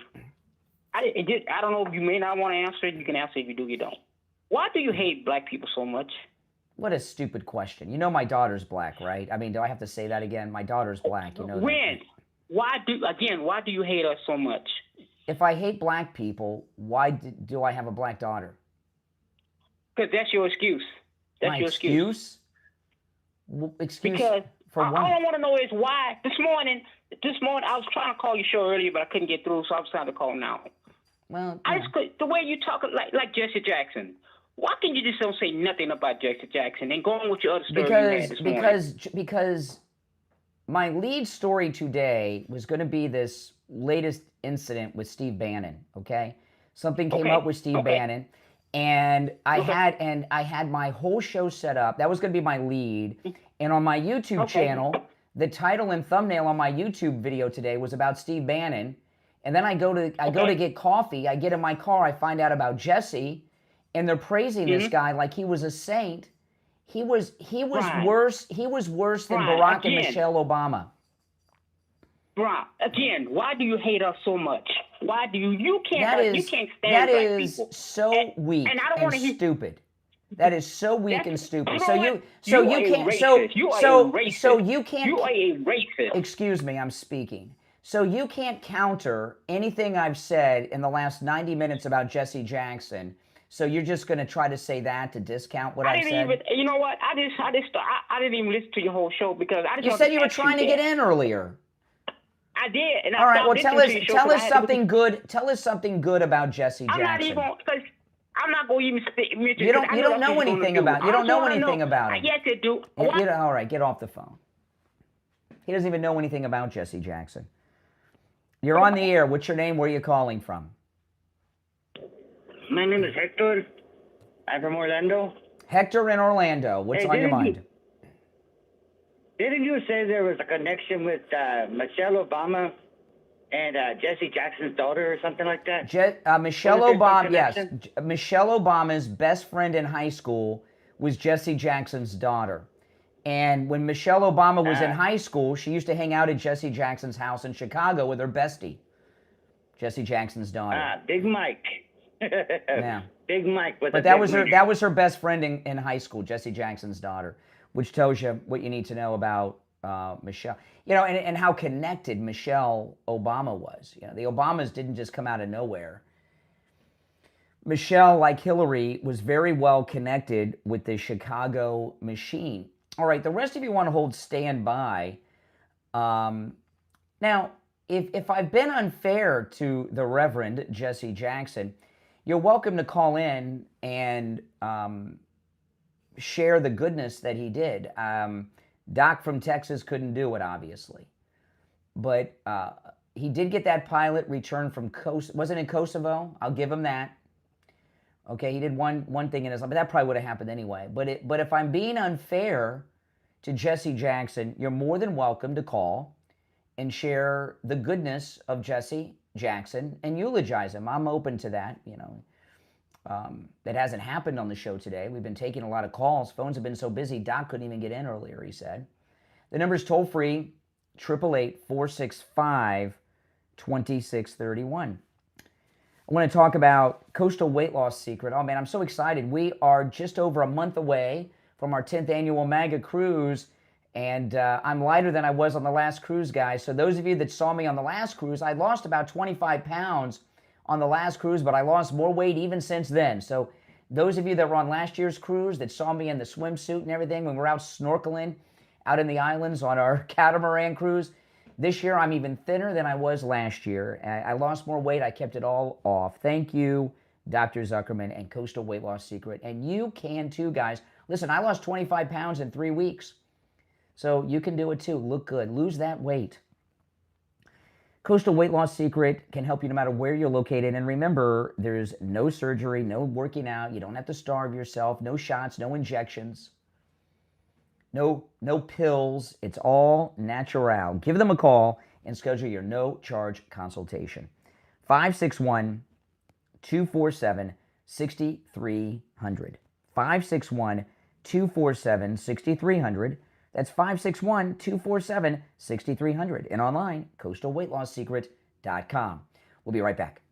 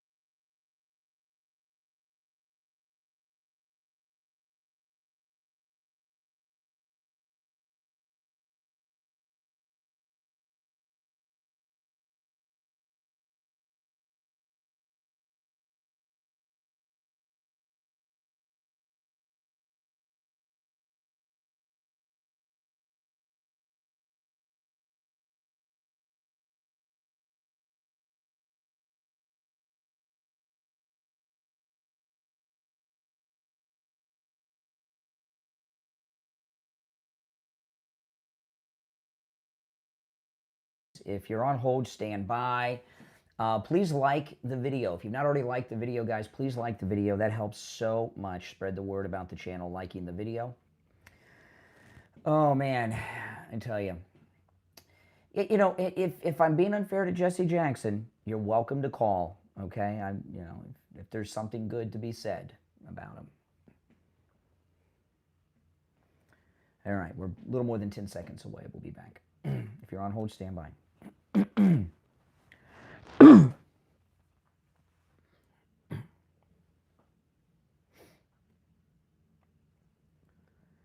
All right, we're back. I'm Brian. It's the Steve Kane Show, Florida's longest-running radio show. And the line is open to anyone who has good things to say about Jesse Jackson. I'm very open to that. If I'm being unfair to Jesse Jackson, you are welcome to call in. We've had a lot of calls this morning, and no one has been able to say a good thing about him. And you know why that is? They didn't do anything good, really. The number is toll-free, 888-465-2631. 888-465-2631. A couple other stories I do want to mention, and I am going to get to the Bannon story in a few minutes. Don't worry, guys, and it's got to be discussed. But there's another thing I just want to mention, and then we'll get to Steve Bannon. One of the greatest American movies ever made is The Silence of the Lambs, and the actor who played the serial killer in Silence of the Lambs, he played Buffalo Bill. And if you remember, the serial killer in The Silence of the Lambs was, he was transgender. And remember what he was doing? He was abducting and killing overweight girls so that he could build a female bodysuit for himself. Remember that? I mean, yeah. And I remember I saw that in the theater when it first came out. You know why? Because everybody saw Silence of the Lambs in the theater when it first came out. And that scene of him dancing naked, I was like, oh my God, I'd never seen anything like it. That was pretty shocking. You guys know that scene? Well, the actor has come out. Silence of the Lambs producer, actor, expressed regret over Buffalo Bill character after transphobia backlash. So the actor that played Buffalo Bill, the transgendered serial killer, is talking about the shame he feels for portraying transgendered people in such a negative light as killers. Now, first off, the guy that played Buffalo Bill in The Silence of the Lambs is one of the greatest actors who's ever lived. He's a very, very good actor. I've seen him in many things. He's always very, very good. But I can't remember the last time I saw him, and what he's doing is virtue signaling to try to get work. And he may get a job out of this for the first time in a long time. And it's a shame because I don't know what he looks like these days, but he was a great actor. But this is just virtue signaling. But so far as transgender, he's sorry that he portrayed transgender people as killers. The other day we had a trans killer in Canada. And just yesterday in Rhode Island,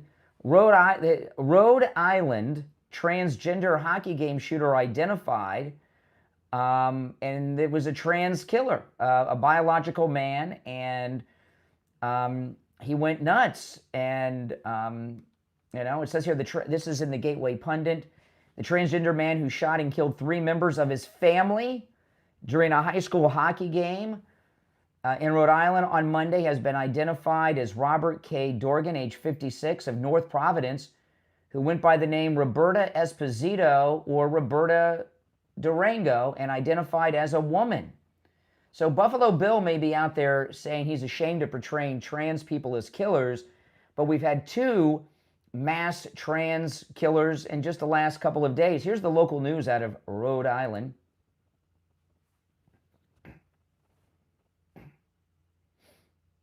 Reporters asking male, female. There's reports it was a transgendered person. This is the local cops.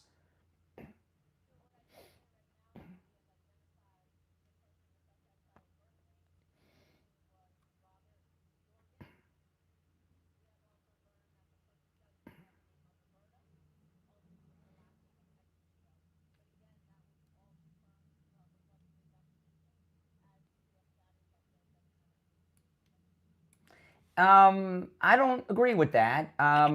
We have an epidemic of trans shooters. I gave a breakdown. Transgender shooters are the number one demographic of mass shooters in the country right now, and have been for the last couple of years. We got a major problem going on out there. What that's about, I don't know. Is it the antidepressants? Is it the medications they take to alter their biology and physiology, or are they just nutcases? I don't know, but it is very relevant, okay? It is very relevant. All right, back to the phones. You're on the air. What's your name? Where are you calling from? Hi. Yep, you're on the air.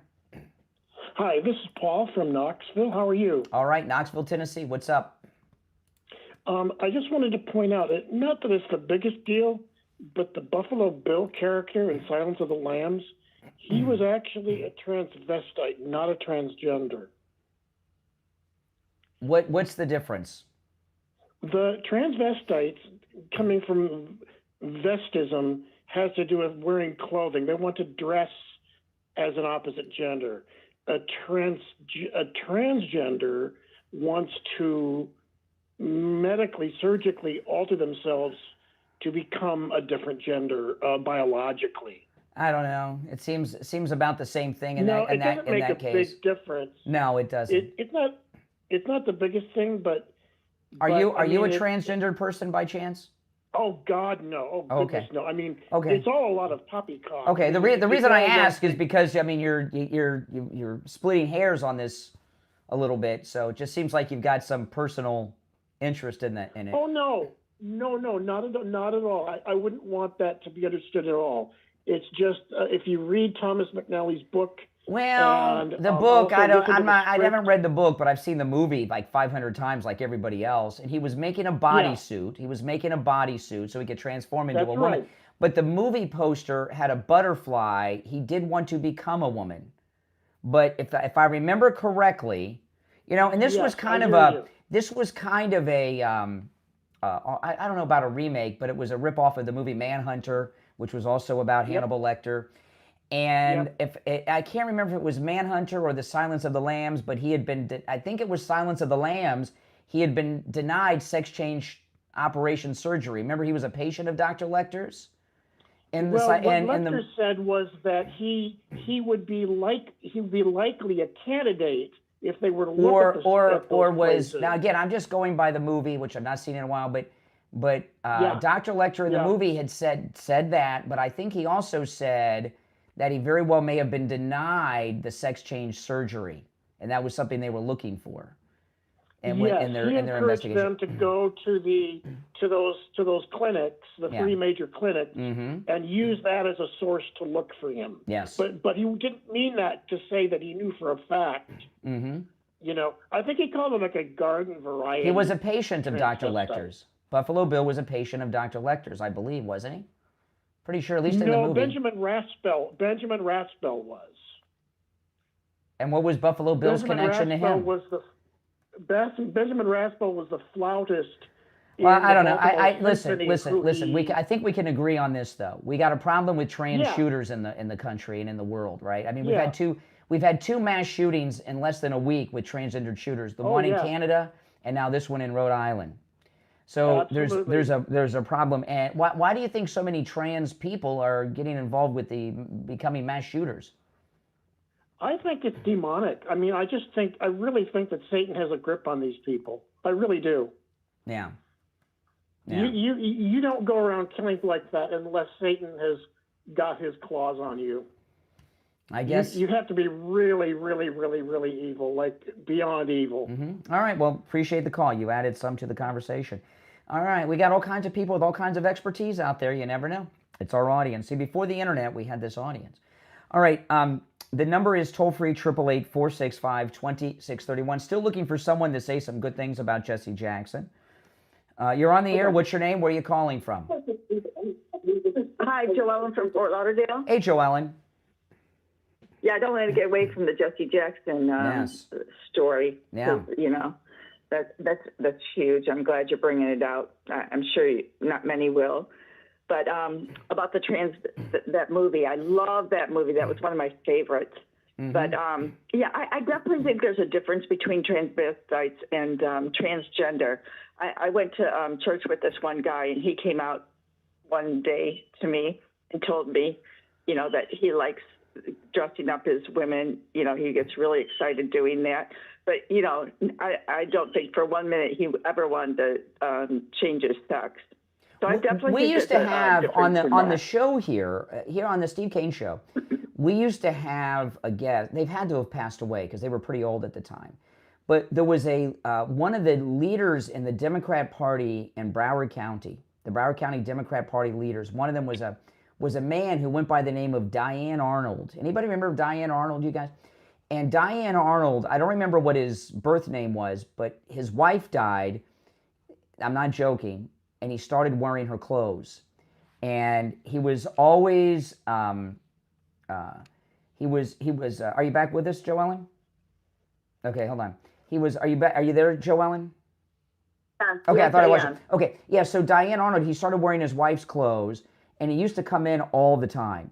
And he had no interest in getting the surgery. He just liked wearing ladies' clothes. And he had a friend that used to go around with him who also dressed in ladies' clothes. And I can't remember his name or their name, but he was a retired Navy Chief Petty Officer. And these old men used to walk around in ladies' clothes all the time, and they were top people in the Democrat Party. They fit in very well in Broward County Democrat politics at the time. But Diane Arnold used to come in on the show all the time. Oh, my goodness. Oh, boy. Yeah, so I do know the difference.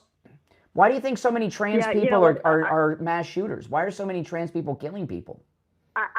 Well, in the first place, you got to be a little bit nuts to do that to your body. Mm-hmm. And the second thing is, I think it's really the drugs that they're pumped up with. Look at the billion-dollar business that they're making. These people. Yes. My neighbor across the street, she's a Democrat. One of the things she hates about Trump is because he was not backing transgenders. We've just started talking after about a year of not talking, but. It's got to be these drugs. Do you have any good? And a little bit nutso. Do you have any good things to say about Jesse Jackson? I can't think of any. Absolutely not. Yeah. I'm 68 years old. Absolutely not. You remember he was a bad man. He's just as bad as Sharpton, and this guy that goes around representing all these. Who is it? In the 90s, it's really in the 80s, but mostly during the 90s, his big rise is when Clinton was president. But in the 90s and early 2000s, Jesse Jackson was on television every day causing racial divisions on national television. I'm not exaggerating. Every day. He was all these people you see now, like Joy Reid, The View, Don Lemon, they're amateurs. He was a mainstream race pimp, and he did so much destruction in this country. What do you think? Why was it that? What was his beef with Obama? Anybody know? Probably because he was so in bed with the Clintons, and he had taken so much money from them, and he wanted to continue. He made the bulk of his money by being able to get President Clinton on speed dial, right, when he was the sitting president. And he would threaten IRS and everything on these companies. So he had that relationship with the Clintons, so he wanted the Clintons back in the White House. Because during the Bush years, his business kind of dried up because he didn't have the president, right? Yeah. And that's that. Yeah. All right, I appreciate the call. If you're on hold, stand by. I want to talk about Sloman's Home Security System. They're offering a free home security system with free professional installation and 24/7 central station monitoring. You get all that for just $24.95 a month, and you're locked in for 5 years. And that 24/7 central station monitoring is so important, right? In the Nancy Guthrie case, you're seeing they didn't have it hooked up. What good is it if it's not hooked up? If Nancy Guthrie had this system, they would have solved the case. It's a free home security system and professional installation, absolutely free. Your Sloman's Home Security System includes a touchscreen keypad, 3 door or window sensors, a motion detector, notifications, and remote keypad access so you can check in no matter where you are in the world. Give them a call right now no matter where you're located, 833-283-5050. 833-283-5050. That's 833-283-5050. We'll be right back.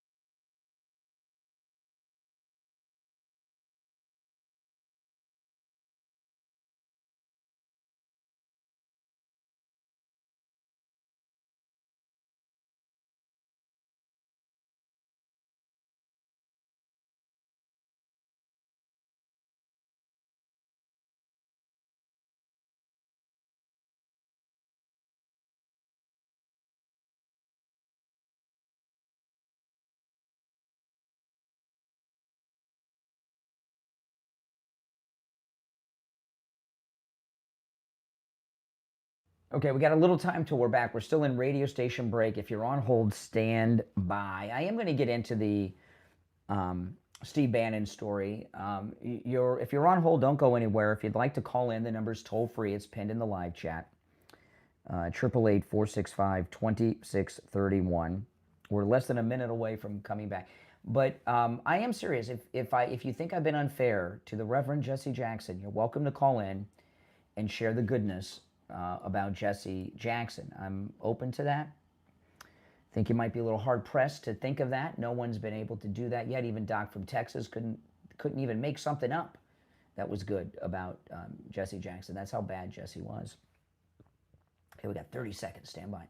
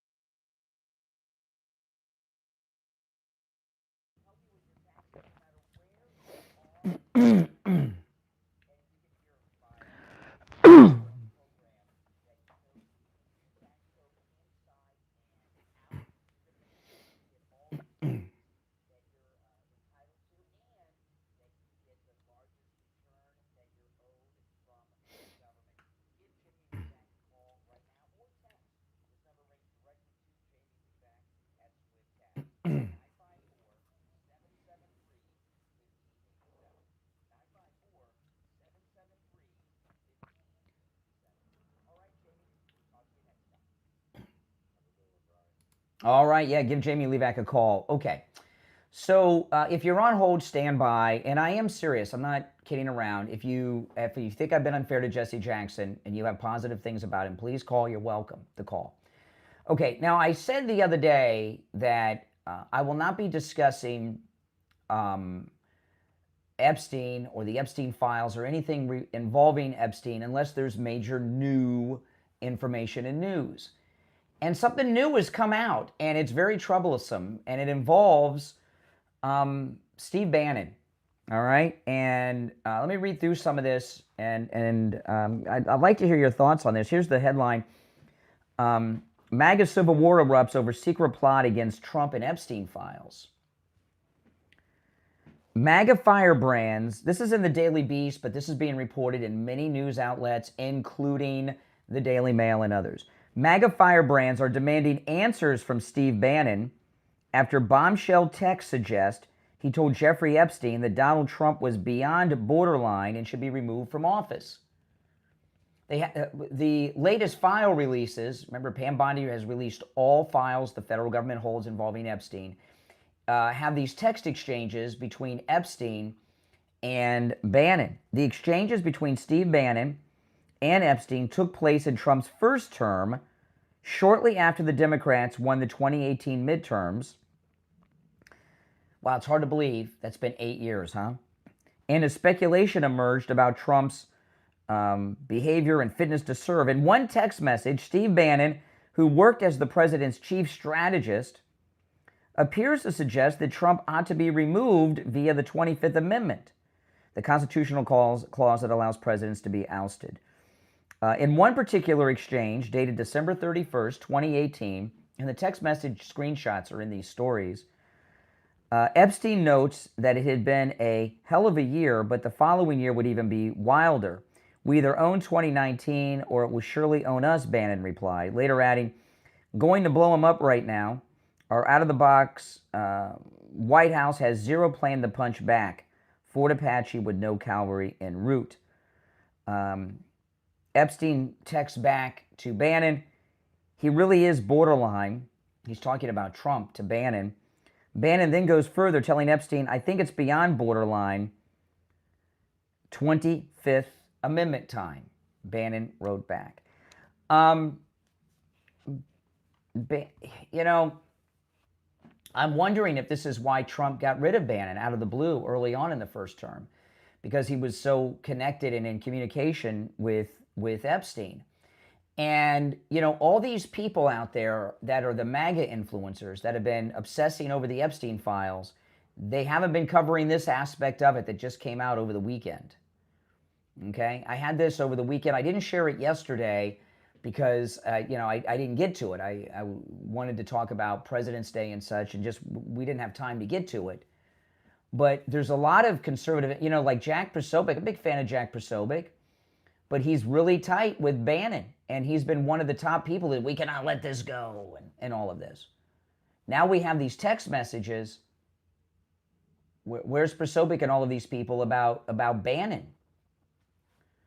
And why was Bannon so friendly and personal with Epstein? And we're talking about 2019, 2018, when we knew everything there was to know about Jeffrey Epstein. It's disappointing because I'm a big fan of Bannon's, and I know a lot of you are too. You're on the air. What's your name? Where are you calling from? Yeah, my name's Alan, and I'm calling from Georgia. I'm about as south as I can get, but why the fuck are you All over right, here? there we go. First one of the day. First one of the day, Mike. Oh, my goodness.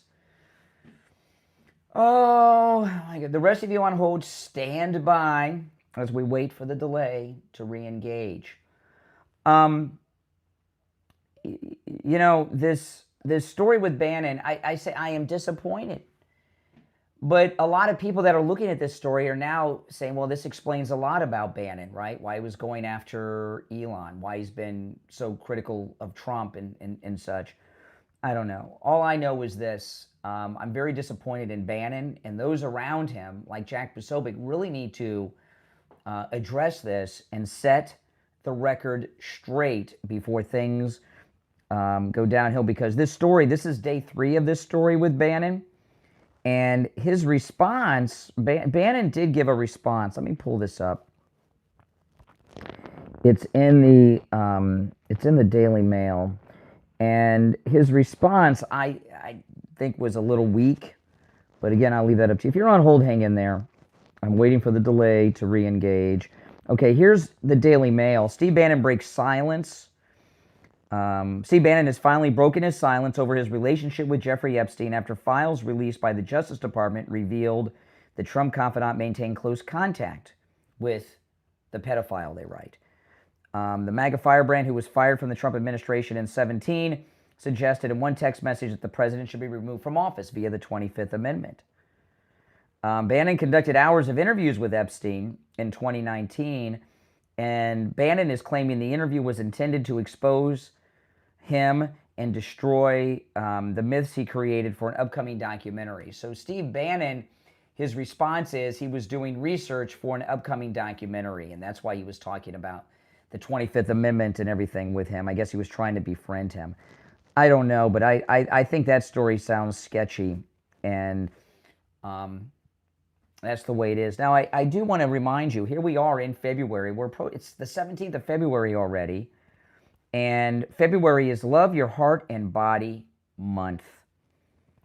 You know, early detection helps you live long enough to see those most precious moments in life. Prevention today means memories tomorrow. And a simple scan of Life Imaging FLA today can mean a lifetime of tomorrows.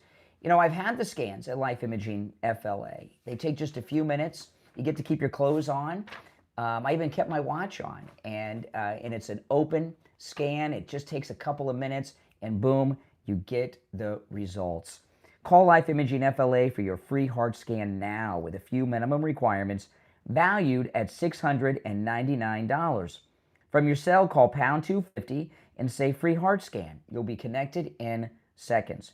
That's pound 250, just say free heart scan, and you'll be connected in seconds. And remember, Life Imaging FLA have locations in Broward, Palm Beach, and Dade County.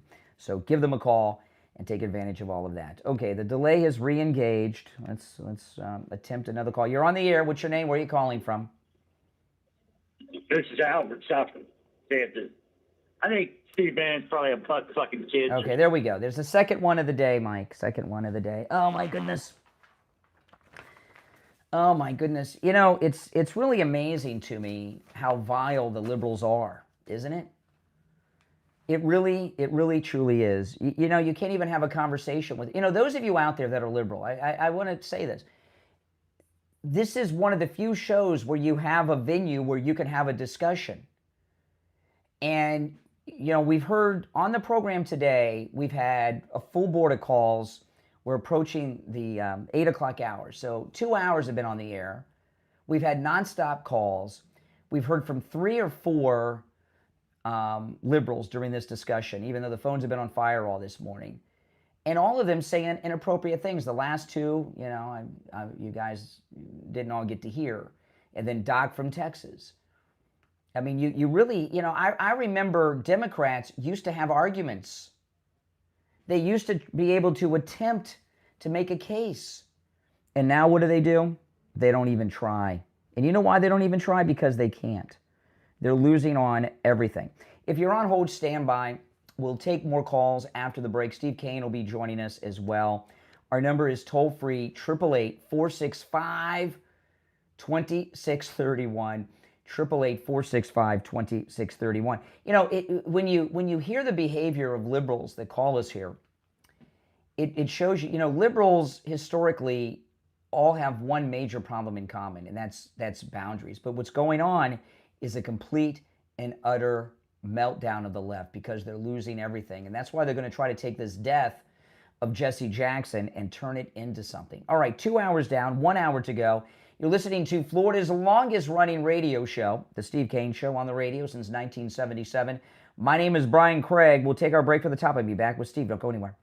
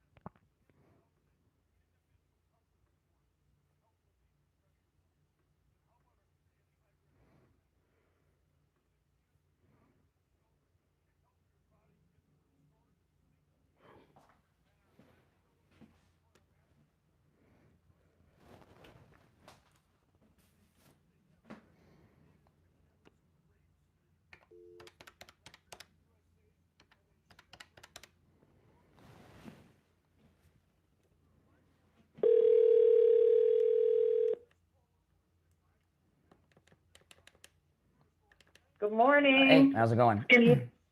Yeah, good. Here you go, Stephen. Yes. Okay. All right. Hold on. All right, we're still in You break. there? Yes. Yeah, hold on. Hold on a second. Okay.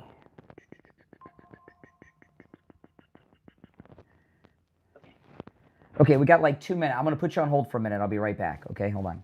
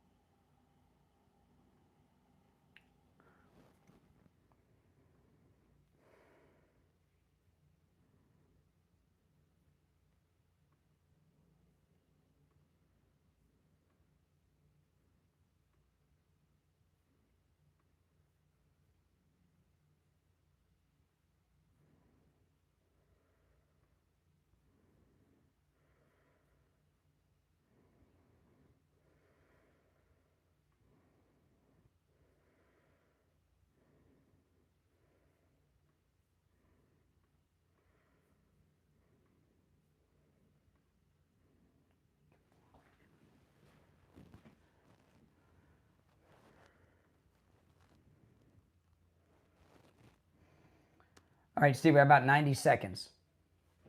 Okay, I'll hear you. That good? Good? Yeah.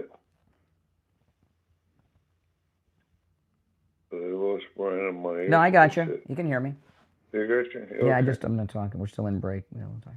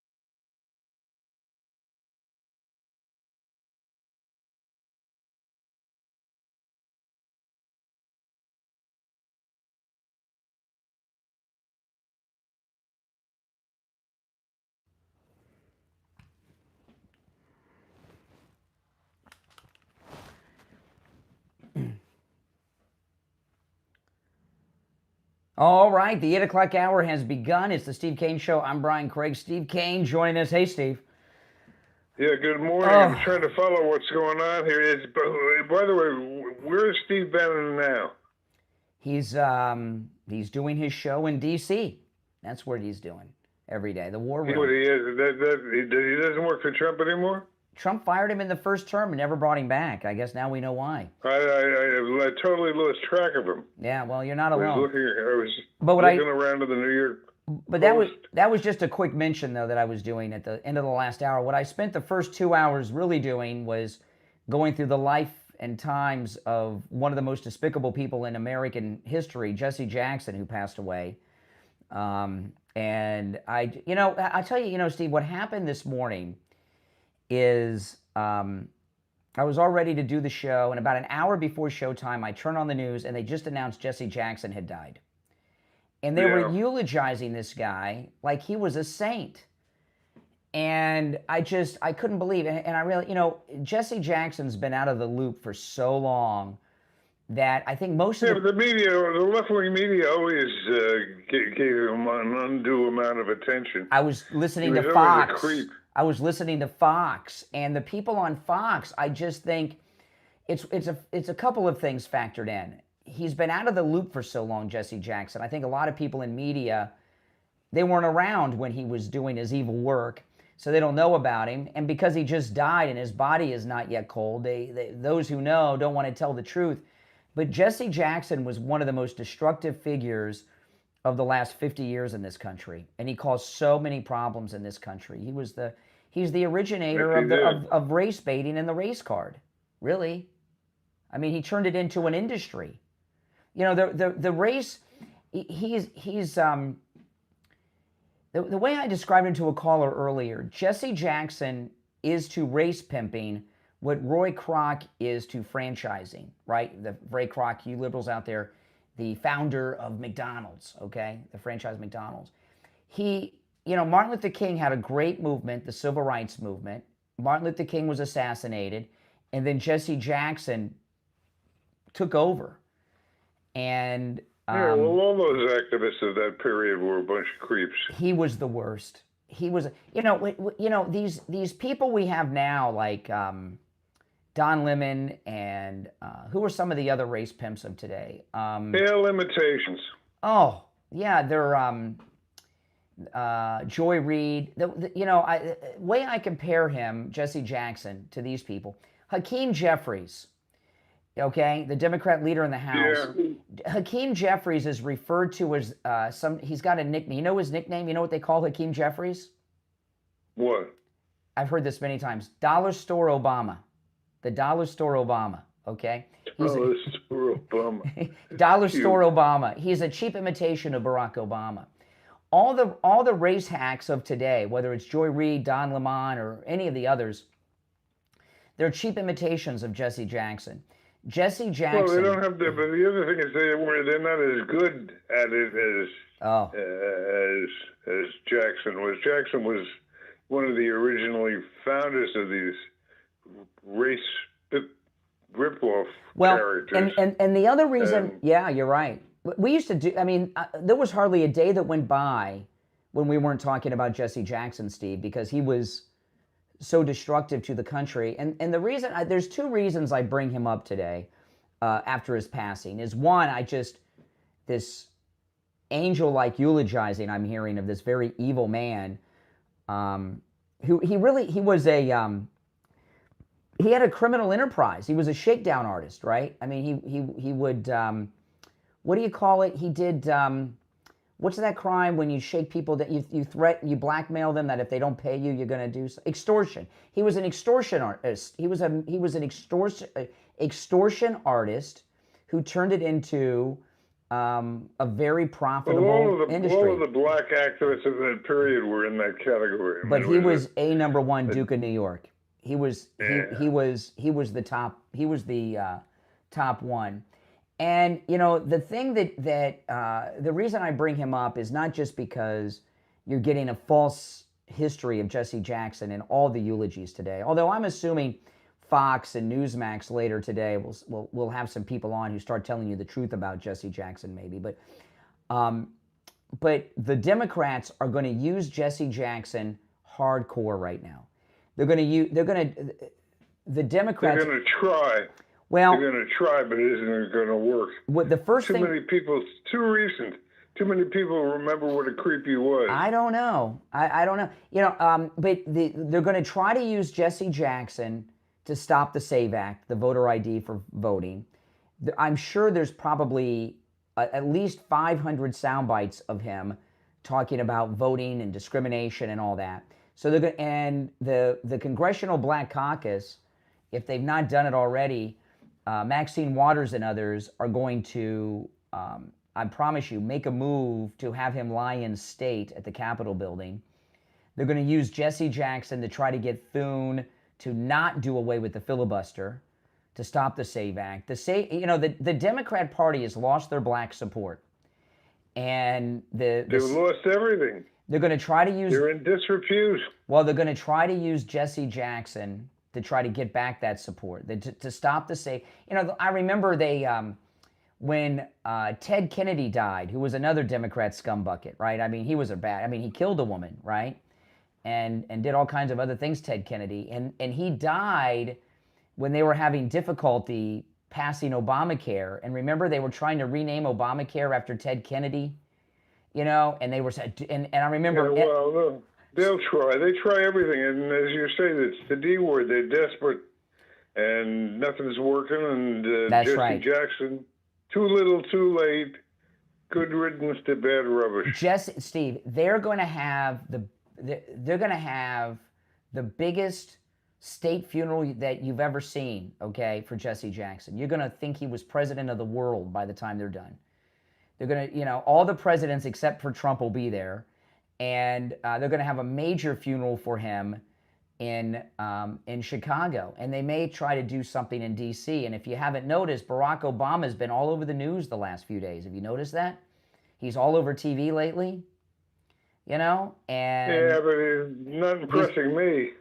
Well, but we're not Democrats, so you know they're going to have Barack Obama will probably do the eulogy for Jesse Jackson, and it's important to expose who he is, what he was, and what a creep he was. But I went through his whole life in the program in the first 90 minutes, 2 hours, and we've not heard from a single Democrat who said a good thing about Jesse Jackson. So I do want to keep the line open. I don't want you guys to think we're unfair.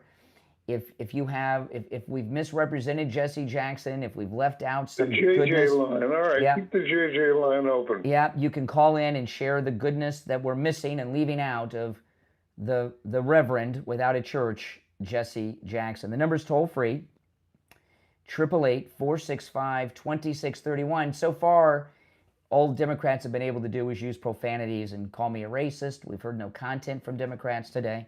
But I don't know, last hour, maybe that'll change. All right, 888-465-2631. It's a toll-free call no matter where you are. I'm going to put you on hold, Steve. We'll take our break and be right back.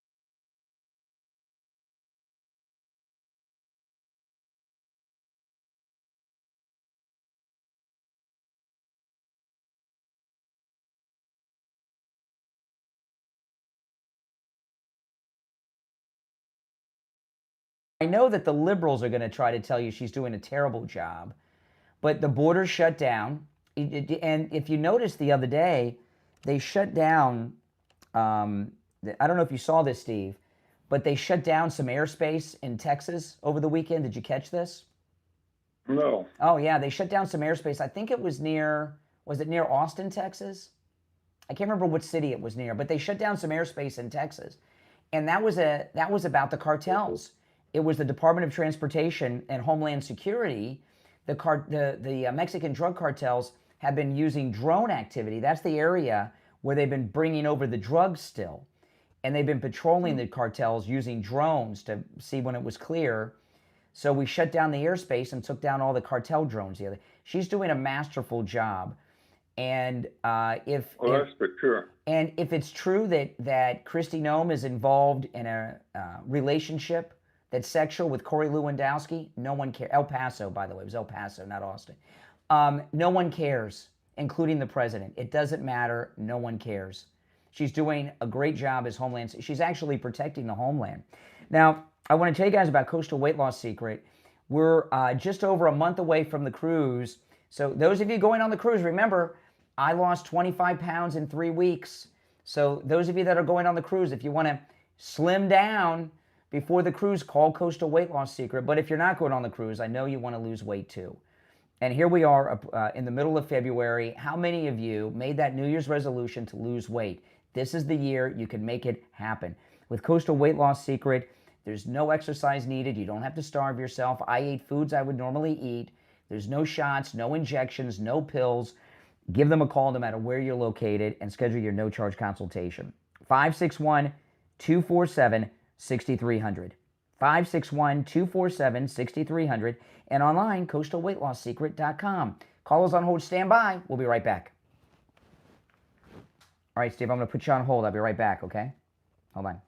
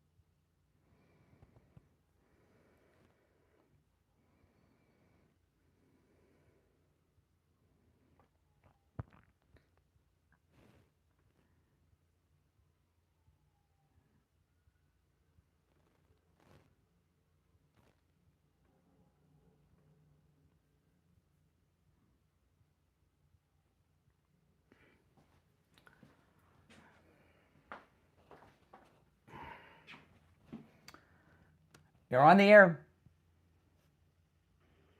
Yeah, hey, Brian, how you doing today? All right, hold on. You're on the air. Good morning, Brian. Hey, hold on. All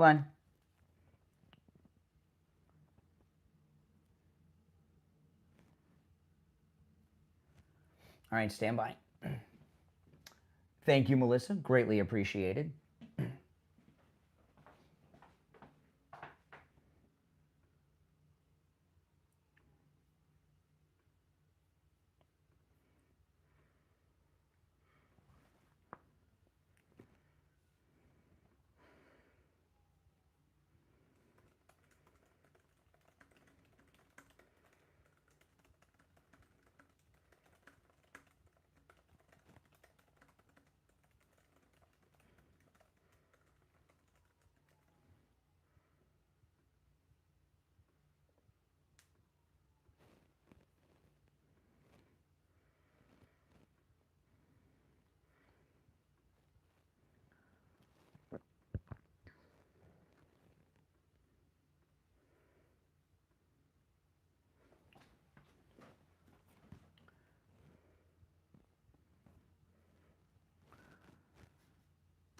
Okay, Steve, you there?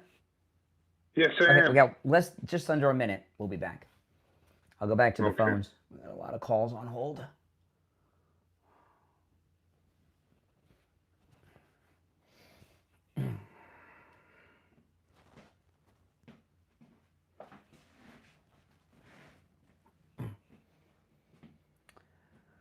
If you're on hold, hang in there.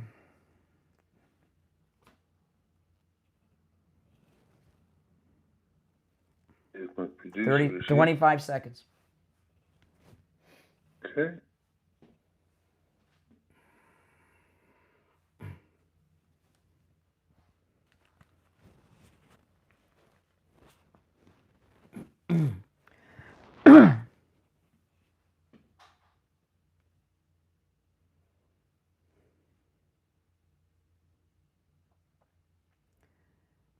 All right, we're back. I'm Brian. Steve Kane is here. You want to go back to the phones? Yes, can you hear me? I can hear you fine. All right, let's go. You're on the air. What's your name? Where are you calling from? Good morning, Brian. This is Miss Stay from the Texas area, and great show. Thank you for what you do for the community, for us. But look, I got a lot of young, I'm a black person. Hallelujah. But anyway, I remember Jesse Jackson and all of the Al Sharptons and NAACP when they used to love Trump. And so I'm going to find some pictures from my family thread with Jesse Jackson and Donald Trump all buddy, because young people, see, I'll be 83 next month. I remember when they all loved him and all wanted his money, gave him awards, and they were all in his corner, you know. So young people, they don't remember that, but I want to bring up those pictures and everything and just let them see. And also, Brian, you cut me off the other day. I was saying something about President Obama, and you didn't let me finish what I was going to say. I was going to say that President Obama showed, in America, we showed the whole world that America is not a racist country. We elected a black president 2 terms, and how come the Republicans or whoever, how come they didn't march and burn down stuff and spit on the police and just, why we never act like that when we don't get our way? Yeah, that's good. Good question. All right. What you think? I think you make some good points. All right, let's go. You're on the air. What's your name? Where are you calling from? You're on the air. Once, twice. All right, you missed out. Okay. You know, a couple things are going on too, Steve. You know, we're it looks like we're getting ready to go to war with Iran again. Yeah. Well, by the way, I meant to ask you, when is the Olympics? When are Olympics over? They were over. They were over. What? They were over for me when I heard those athletes from Team USA trashing our country, and I haven't. Well, the reason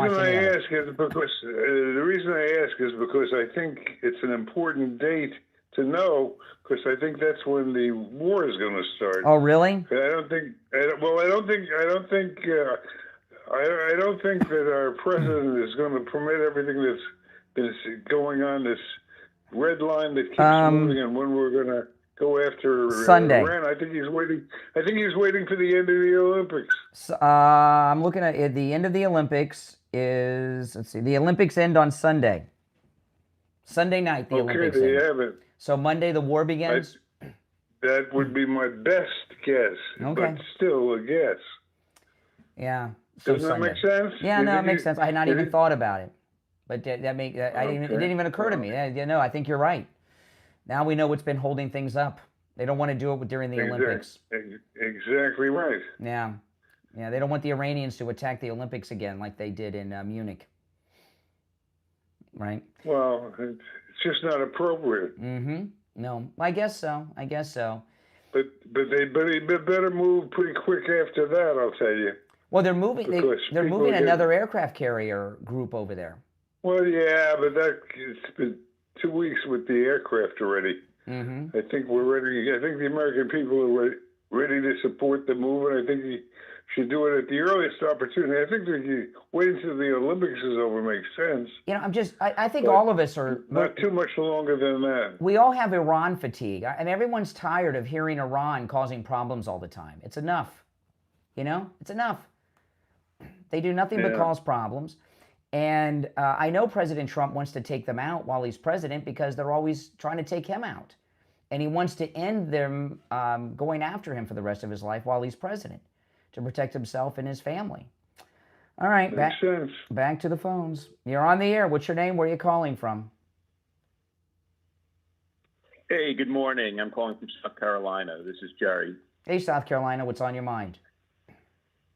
Yeah. Hey, did you see that social media post last week that Trump put out showing the Obamas as monkeys? Wasn't that hysterical? That's not what happened. That was awesome. That's not what happened. Thing I've ever seen. Now, since you're trying to be cute, tell us exactly what happened with that video. Yeah, he sent out a posting. At the end of the posting, it showed the Obamas, their heads superimposed on gorillas. That's not exactly. Now, you see, you don't know. You just repeated yourself again, so you don't know what happened, do you? I he love knows. racist comedy. It's the funniest thing. Yeah, see, this is fake trying to pretend to be us. Why don't you just admit you're a Democrat? It's okay. Did you throw them bananas? Wouldn't that be funny? Ooh, ooh, ah, ah. Ooh, ooh, ah, ah. Well, wait a minute. Why are you acting like a... See, if MAGA people were really racist, you wouldn't have to pretend to be us and say racist things. Get off the phone, you fraud. I was going to say fake, phony, and fraud, but I didn't want to totally steal your line, Steve. All right? It's a little late for that. Well, I just used the fraud. I only used part of it. I already stole them from Bob Grant. That's true, and who stole them from Joe Pine, and right. But the thing with that video, that caller right there, is so textbook, right? So textbook. If MAGA were what he wants us to be, racist, he wouldn't have to pretend to be us and then say racist things. It would just be that way, right? And we're not that. Everybody knows what happened with that video. That wasn't the Trump video. That was the video that came up in the feed after. And anyone who watches videos online knows when you're watching videos, other videos pop up right after. You have no control over what comes up next. And that's what happened. Everybody knows this, including Barack Obama, who's been doing nonstop podcast interviews about it lately, which tells us they're bringing back Obama to stop the voter ID. That's why he's all over the news these days, Steve. But the thing about liberals, this is what they do. Rarely do liberals admit that they're Democrats. They always try to be Republicans. This is not unique with the MAGA movement and with Trump. It's always been this way. And the reason that Democrat callers pretend to be Republican callers is because they know as Democrats they have no credibility. And that's why they pretend to be us and do and say racist things like that guy did. And I question whether or not he was really in South Carolina. I don't know, Steve, what goes through the mind of a grown American man who's a Democrat. I get it with the college kids and stuff. They're just stupid. I can tell you in a word, hate. Actually, in 2 words, a lot of hate. Yeah, mental illness. I mean, I get it with the kids. The kids are just not grown up yet, the college kids. So they don't know what they're saying. They don't understand. They're like AOC. They're stupid. They don't understand what's going through their mind and the words. It looks, though, Steve, that AOC, though, has destroyed her political future as president. Well, she didn't look too good with yesterday when she gave in that Germany. speech. Well, every time she opened up her mouth, she said stupid things. In reverse order, the most recent one is she didn't know basic geography. She said Venezuela is south of the equator. Everyone knows Venezuela is the northern tip of South America, which is which is north of the equator. She was attacking Marco Rubio for a speech in Munich when he said that the Spaniards brought us horses and cowboys. And she said Mexicans and slaves would have something to say about that. And, the colonists brought there were no horses in the New World until the Europeans brought them here. There were no horses in North or South America until they brought them here.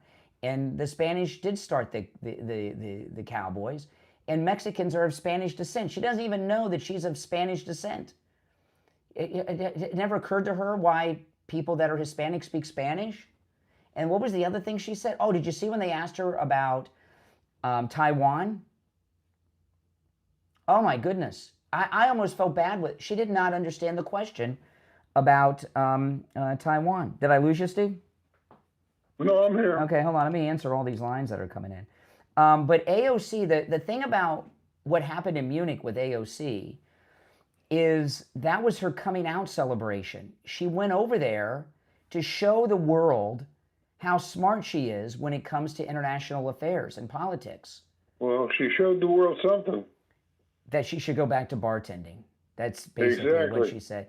Yeah, I mean, she's been in Congress almost 10 years, right? Maybe 10 years now.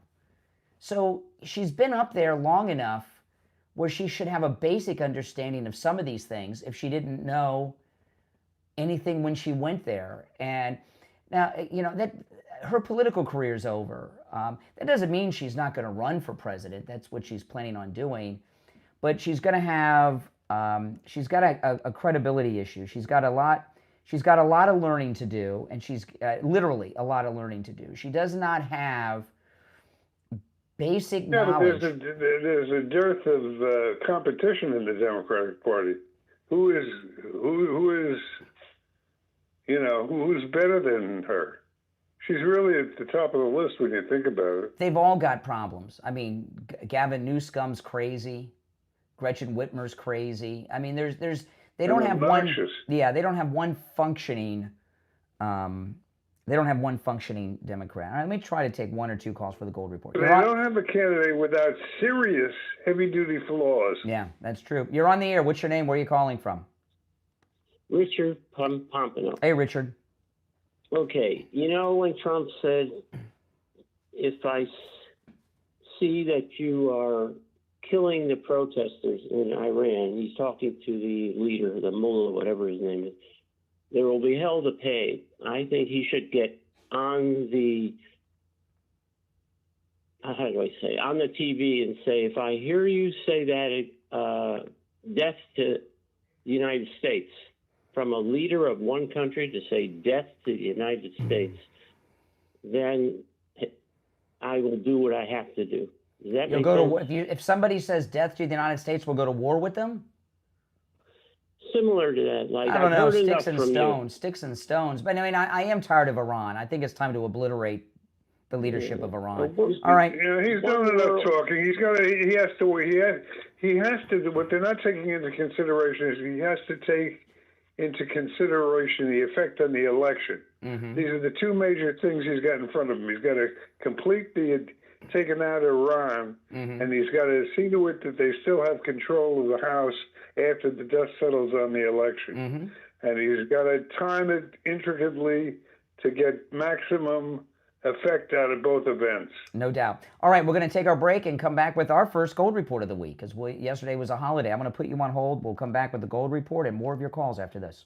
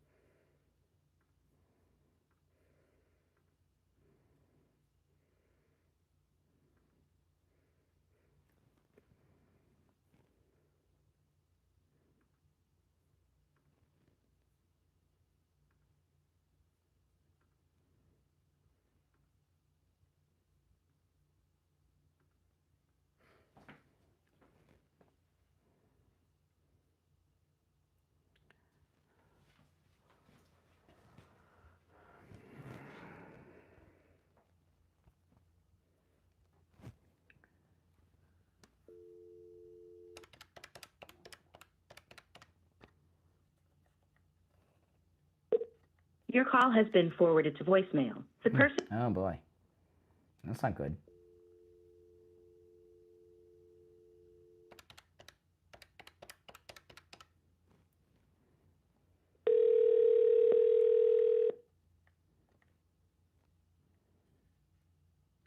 Good morning. Hey there, stand by. Hold on. All right, Steve, you there?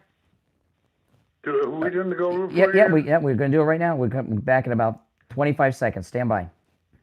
Yeah, but I want. You're there. You're going to hear it now. Hold on, stand by. You got 20 seconds.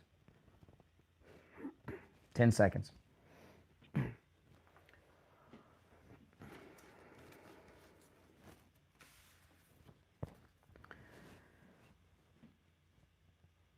All right, and it's time to check in with William Youngerman from the offices of William Youngerman Incorporated with our first gold and precious metals report of the week since yesterday was a holiday. William Youngerman, how the metals looking? Metals looking lower after last Friday's nice rally. We saw gold close out as far as our closing numbers are concerned from Friday, up $120.40, closing out the week at $5,041.20, with silver gaining $2.13 on Friday, closing out at $77.32, and palladium gaining $64 at $2,063. And platinum was up $64 at $2,063, and palladium gained $78 at $1,678. Yesterday, we saw the world markets trading gold in a range of, or closing out the day at $4,991.90, which was down $49.30. The decline in prices continues in our markets, and weak trading with the Chinese markets closed this week for New Year's, and that giving the traders kind of a light market, and the downside potential a little bit more so than the upside at this particular time. Gold right now at $4,918. That's down $74.20 after trading in a range of $4,862 on the low last night, all the way up to $5,001. Silver right now at $74.50 the ounce. That's down $2.04. Platinum down $35 at $2,007, and palladium down $87 at $1,641. So gold $4,918 right now, down $74. Probably a good day to take advantage of this lower end of our trading range. It's probably going to be very choppy all week, I suspect, with again a bias to the downside. Yeah, well, that means the metals are on sale today, so it's a good time to jump in, as William Youngerman said. William Youngerman opens up at 10 a.m. You can give him a call toll-free, 1-800-327-5010. That's 1-800-327-5010. Or stop in Boca on the first floor of the Bank of America building, immediately east of US 1 Federal Highway on the south side of Palmetto Park Road at 150 East Palmetto Park Road in Boca. Find both his address and phone number online at WilliamYoungerman.com. WilliamYoungerman.com. All right, William Youngerman, we'll talk tomorrow. Okay, have a great day. Thank you. You too. Take care. All right, you back with us, Steve? Yes, I am. Okay, all right. Let's go back to the phones. You're on the air. What's your name? Where are you calling from? Yeah, okay. They thought better of it. It's an interesting thing. Boy, oh boy. You didn't get to hear what that person did. We're about 3 hours into the show. The phones have been busy and full from before I opened up the mic, okay, today. And we've talked to I don't know how many people. There is not, and we've heard from several Democrats, there has not been a single Democrat that was not perverted, profanity-laced, the one guy that said racist things pretending to be MAGA. I mean, there hasn't been one Democrat that's put together a coherent thought to advocate for their position on anything. And what does that tell you? Well, they can't do it. There is no coherent liberal position on any of these issues. This thing with state-issued photo ID to vote, how can you credibly argue against that in 2026? There's no argument. You can't. There's no argument against it. As they're finding out. I mean, if this were 1926, maybe everybody didn't have a driver's license then. After all, most of the roads weren't yet paved 100 years ago. But in the modern era, there's no argument against any of these things. So what are they doing? They're trying the race card again. And the reality of the situation is the race card is just not going to work anymore. People are tired of it, and you don't have people like Jesse Jackson to go out and play the race card anymore. With Jesse Jackson, the last of the race pimps is Al Sharpton, right? Is Al Sharpton the last of the race pimps? Johnny Cochran's when you gone. Think about it. Yeah. When you think about it. Yeah. Yeah. I always thought, I didn't really thought they got along too well. I think that Sharpton was always jealous of Jesse. Let me answer some of these lines that are coming in. But you want to take some more calls, Steve? Yes, let's do that. Let's go. I mean, I before we go to the calls, because just to do a little preemptive here, the Steve Kane Show, we have always had the line open for everyone, regardless of your viewpoint. And this is and the call, and for those that are new to the program, the calls are screenless and unvetted. And what that means is we don't have the board op to answer the phones. We take all the calls cold and live on the air, and we designed the show that way. We could have a call screener, and we do that for a number of reasons. We do the show this way, but one of the reasons is to give all viewpoints a voice. And this is, you can call us whatever you want to call us. This is the only conservative program in existence where no matter how liberal you are, no matter your viewpoint, you can call in at any time and share your viewpoint and counter whatever we're saying. Other shows claim to do it, but none of them do it. Maybe they don't do it, Steve, because the Democrats have just gotten so perverted. But it's a great privilege that you have here and an opportunity to make your case for the other side. And what do you do with it? You waste it. All right, let's go. You're on the air. What's your name? Where are you calling from? Good morning, Steve and Brian. It's JJ from Mass. No, not a liberal. We're trying. Hey, JJ, go ahead. Hey, Steve. To me, Jesse Jackson was he was a drug dealer, but you didn't instead of paying him for the drug, you paid him to avoid the drug. Yes. He was a quid pro quo extortionist, a racketeer. I mean, I don't know where he learned it. I think you mentioned something about a book early on, Brian. I don't know if you mentioned it. Yeah, again. we had that guy on the show, and I can't remember the name of the guy. He wrote. It was this. I think it was the same guy that wrote that book about the National Felon League. I think wrote the Jesse Jackson book. Okay. Well, I'm going to see about looking for it. If you find it, just put it up on your X or something. But this guy, they're going to use him just like the caller, a few callers back that called in and started talking about the Obamas and that crazy video. That's basically that was Jackson. Let me tell you this. It's something he wasn't. Okay, I found the book. I'm going to tell you the name of the book. And we had the author on the air when this book came out years ago. It's on Amazon, but you have to scroll way down because there's a lot of books on Amazon right now about Jesse. Yeah. Look at this one. Jesse Jackson and the Fight for Black Political Power comes up first. Disciples, Disciplines of a Godly Man, Christian Ethics, Jesse Jackson, The Life and Legacy of Jesse Jackson, Civil Rights Leader. And it goes on and on and on. You got to scroll way down. The book, the author of the book that tells the true story of Jesse Jackson, this book will be sold out. It's probably not in print anymore. The author is named Kenneth Timmerman, and the title is Shakedown, Exposing the Real Jesse Jackson. Shakedown, Exposing the Real Jesse Jackson. It's available on Amazon in Kindle, audiobook, hardcover, and paperback. So they might take this off of Amazon.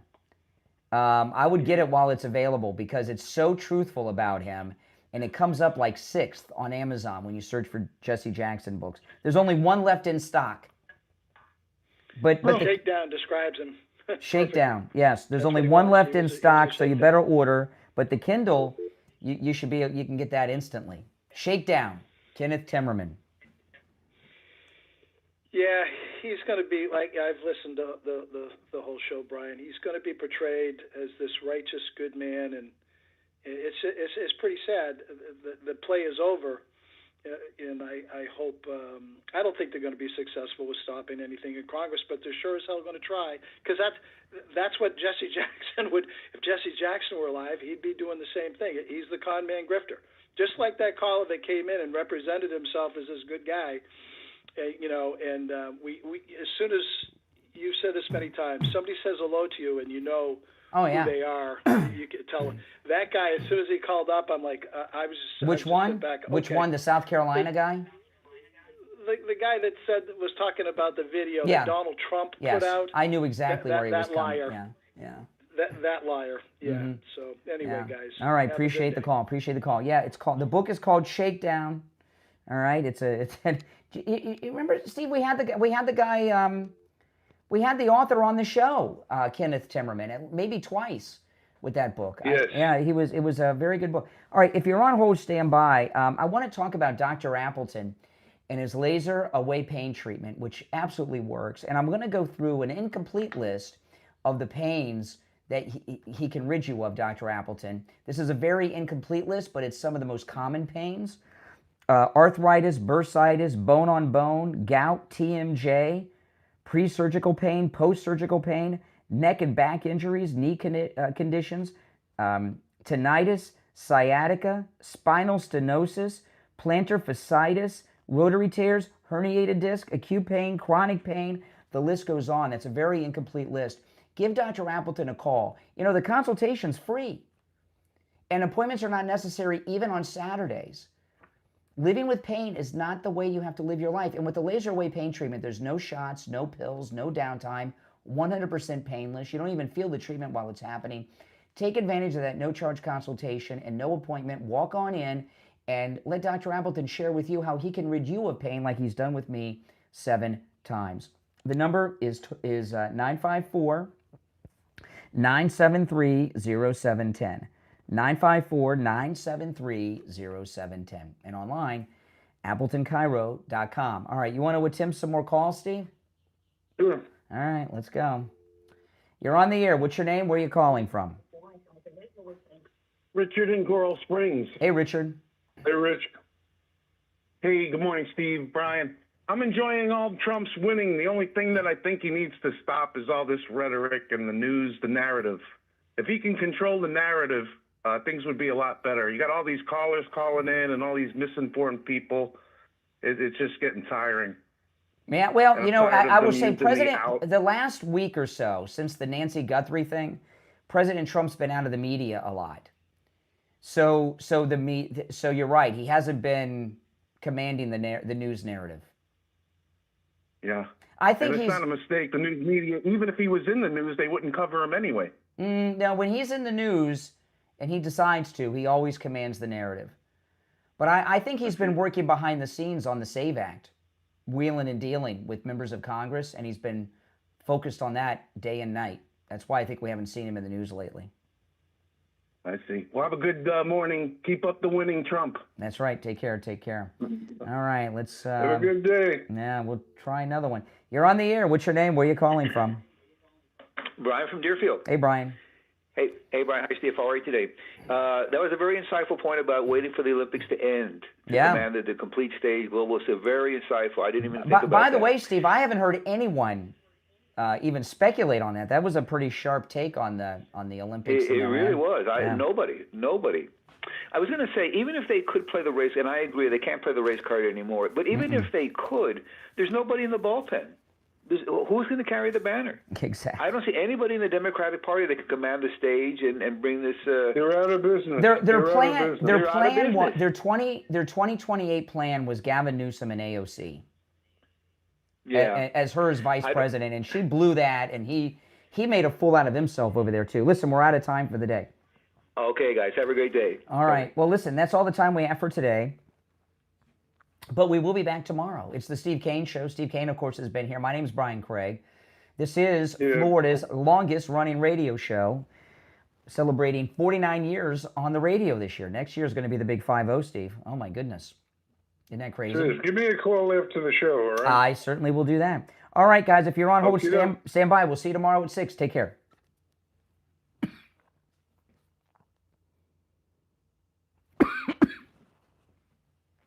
All right, we're clear. Hey, guys, if you're new, make sure you subscribe. And everyone who's already subscribed, please like the video, guys. Liking the video helps spread the word about the show a lot. So please don't leave without liking the video. My name's Brian. This is Where MAGA Comes to Talk.